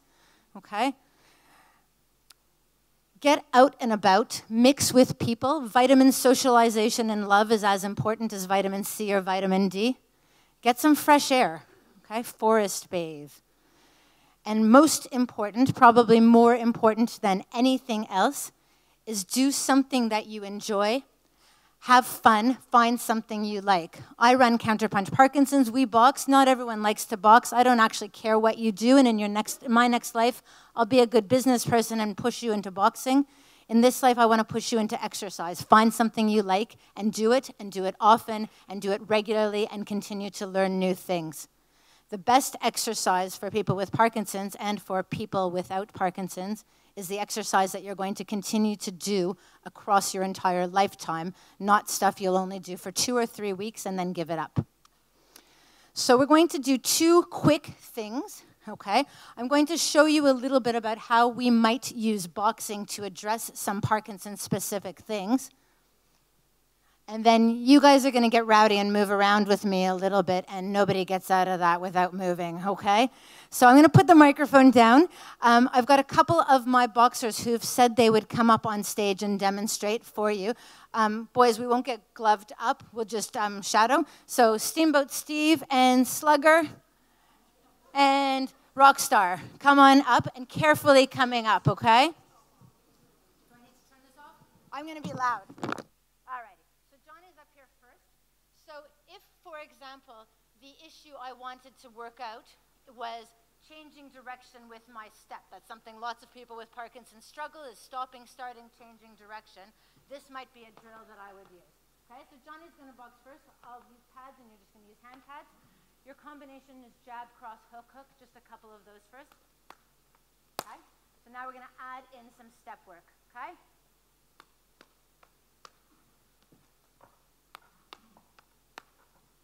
Again. Good. And again. Okay? So you nearly took me out on that one. Okay? So did you see we did forward, backwards, we changed directions in each direction. So with the same boxing drill, I'm going to grab Steamboat Steve. Okay? We're going to do it slow. Yes. So, and heaven help me because he's a big bloke. If I wanted to work on leg strength, okay? Maybe Steamboat Steve is wanting to make sure that his legs are stronger. I might give him a very similar combination. So you're going to use jab, cross, duck, hook. Okay? So we're going to work on getting down and up. Okay? Slowly first. Jab. Yep. This one. Jab. Jab, cross. Jab, cross. Jab, cross, duck. Good. And hook. Yes. Okay? Again. Jab, cross, duck. Good. Hook. Again. Jab, cross, duck, hook. 2 more. Jab, cross, duck. Good, hook. Nice, lower. Jab, where's my cross? Okay, give him a round of applause. Awesome. And last but not least, Slugger. We're going to give him a hard one, okay? So if I want to work on rotation, okay, lots of people with Parkinson's have trouble with thoracic rotation. I'm going to add 2 hooks to the end of that, so he needs to twist a little bit more, okay? So jab, cross, hook, hook, hook, hook. Okay, ready? Hook, hook. 4, yeah, because you're going to twist a little bit extra. This is one of my heaviest hitters, so if he knocks me out in front of you all, tell my husband I love him. Here we go. Jab, cross, hook, hook, hook, hook. Again. Jab, cross, hook, hook, hook, hook. Again. Jab, cross, hook, hook, hook, hook. 1 more. Jab, cross, hook, hook, hook, hook. That's someone who's going to be able to roll over in bed. All right. So we're going to have a little bit of fun. We're going to make some noise. We're going to be silly. You're all going to move. I'm going to give you guys a choice. You're welcome to stay up and do this up here with me. But if you would rather go down, you can do that as well. Okay? So, first of all, I need you to sit up straight. Ah, come on, you guys. You can't have me in the room and be sitting like this. I'd like your hands up to your chin. Mind your neighbor unless they've said something particularly horrible or offensive, in which case aim for them, okay? So you're going to take your second favorite hand and you're going to stretch it out long, and you're going to say jab. And I want to hear it. Let's go. Jab. Again. Jab. 2 more. Jab. 1 more. Jab. Rest. All right? So now we're going to add that second punch, jab, cross, okay? So you're going to go second favorite hand, first favorite hand, and I would like to hear the words jab, cross. Are we ready? Hands up. Let's go. Jab, cross, again. Jab, cross, again. Jab, cross, one more. Jab, cross. Excellent. If these guys can hook, you guys can hook. So your hooks are like serving a mean cup of coffee. Do not spill my coffee. There are consequences, okay? So you're going to give me jab, cross, hook, hook. And with those hooks, because I'm going to sneak in some speech therapy, we can do it all, I want you to make the H come from your stomach. Hook, hook. Okay, let me hear that first. Hook, hook. Are we ready? Let's go. Jab, cross, hook, hook. Again. Jab, cross, hook, hook. Two more. Jab, cross, hook, hook. Last one. Jab, cross, hook, hook. So we're working your body, we're working your speech, we're working your memory. I'm going to add to the end of that combination, and then we're going to mix it all up, okay? Careful. We're going to put in 2 knees at the end, so we're switching to kickboxing, okay? So you're going to just say knee, knee, and I want those knees to be aiming for your own nose, okay? You're not kneeing somebody where you don't want to get them kneed, okay? So just practice that. Hands are up. You're still protecting your good-looking face. Let's see, knee. And again, knee. Good. She's going to kick me off the stage in a second. Ready? We're working on single-footed balance as well. So the whole thing, 4 times through. Take a breath. Let's go. Jab, cross, hook, hook, knee, knee. Again. Jab, cross, hook, hook, knee. Again. Knee. 2 more. Jab, cross, hook, hook, knee, knee. Last one. Jab, cross, hook, hook, knee, knee. All righty. So now is where the silly part's going to come in. So I'm going to teach you some moves that you already know that don't come from the world of boxing, and we're going to sequence this all in. So now your brain needs to go into 3rd gear. So if I say go grease lightning, everyone's going to do this. Go grease lightning. We know the move. Don't pretend you don't. Go grease lightning. And can you please stretch your fingers while you're doing that? Not just a little, okay? Again, ready? Go grease lightning. Other side. Go grease lightning. Perfect. If I say staying alive, what are you going to do? Staying alive. And then the other hand, staying alive. Okay? So let's see grease lightning. Go grease lightning. And again, go grease lightning. Staying alive. Staying alive. Good. Staying alive. Okay, we're going to add in marching. I want 4 marching steps, and I need you to count it with me. Ready? Let's go. 1, 2, 3, 4. And if I say it's fun to stay at the YMCA. One more time.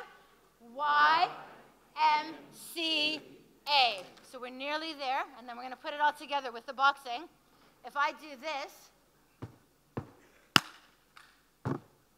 what's that?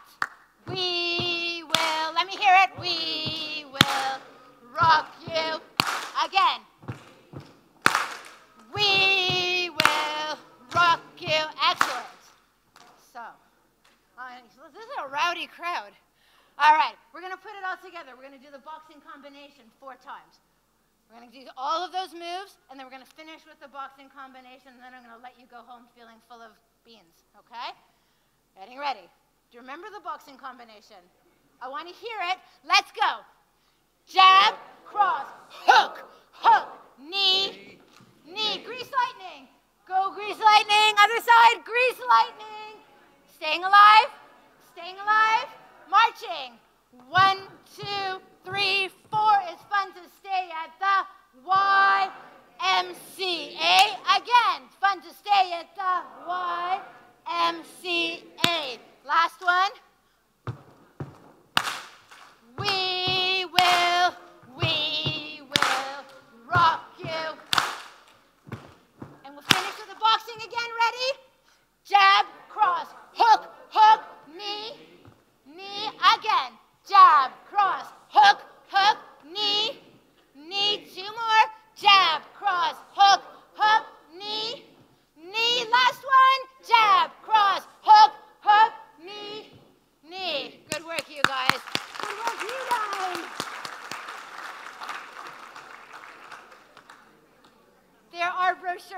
Counterpunch out there. If you would like to know more, get in touch.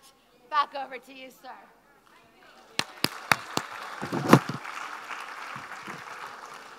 Thanks, Lisa.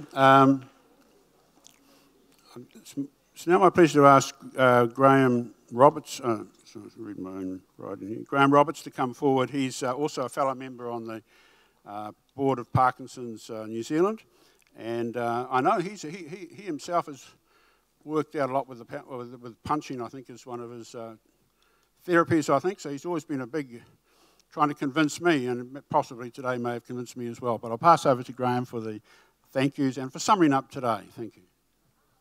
Thank you, Peter. Thanks, Peter. Can you hear me? Is this on?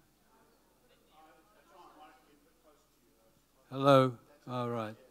Okay, I'm going to sum this up very quickly. Today has been just a flood of information, almost information overload.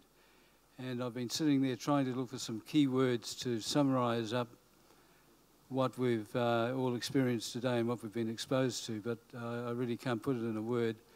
The nearest is that the message that I get very clearly is from our expert panel, lower expectations, but hope is on the horizon, a quote from Barry Snow to me some years ago. So that's what I say, lower expectations, hope is on the horizon. We all know that if you've met a person with Parkinson's, you've only met one person. Most people in this room would agree with that or be familiar with it. That just such as the number and the diversity of symptoms from one person to another. So it makes it very hard and complex to describe the condition. But I think today that our guest speakers have made this far more understandable for us.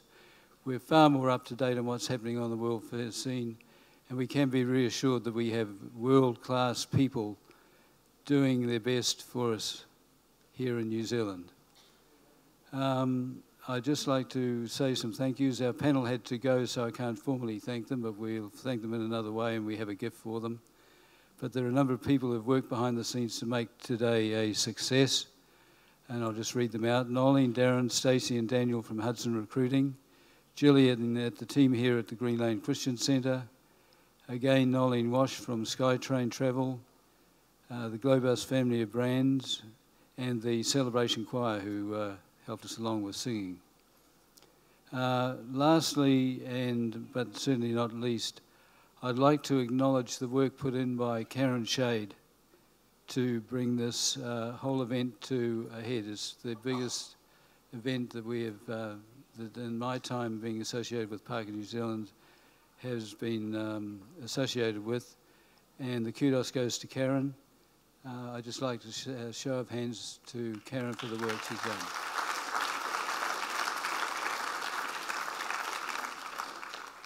Okay, thank you lastly for your support. Without your support and your response, we couldn't have done it. Thank you very much. Have a safe journey home.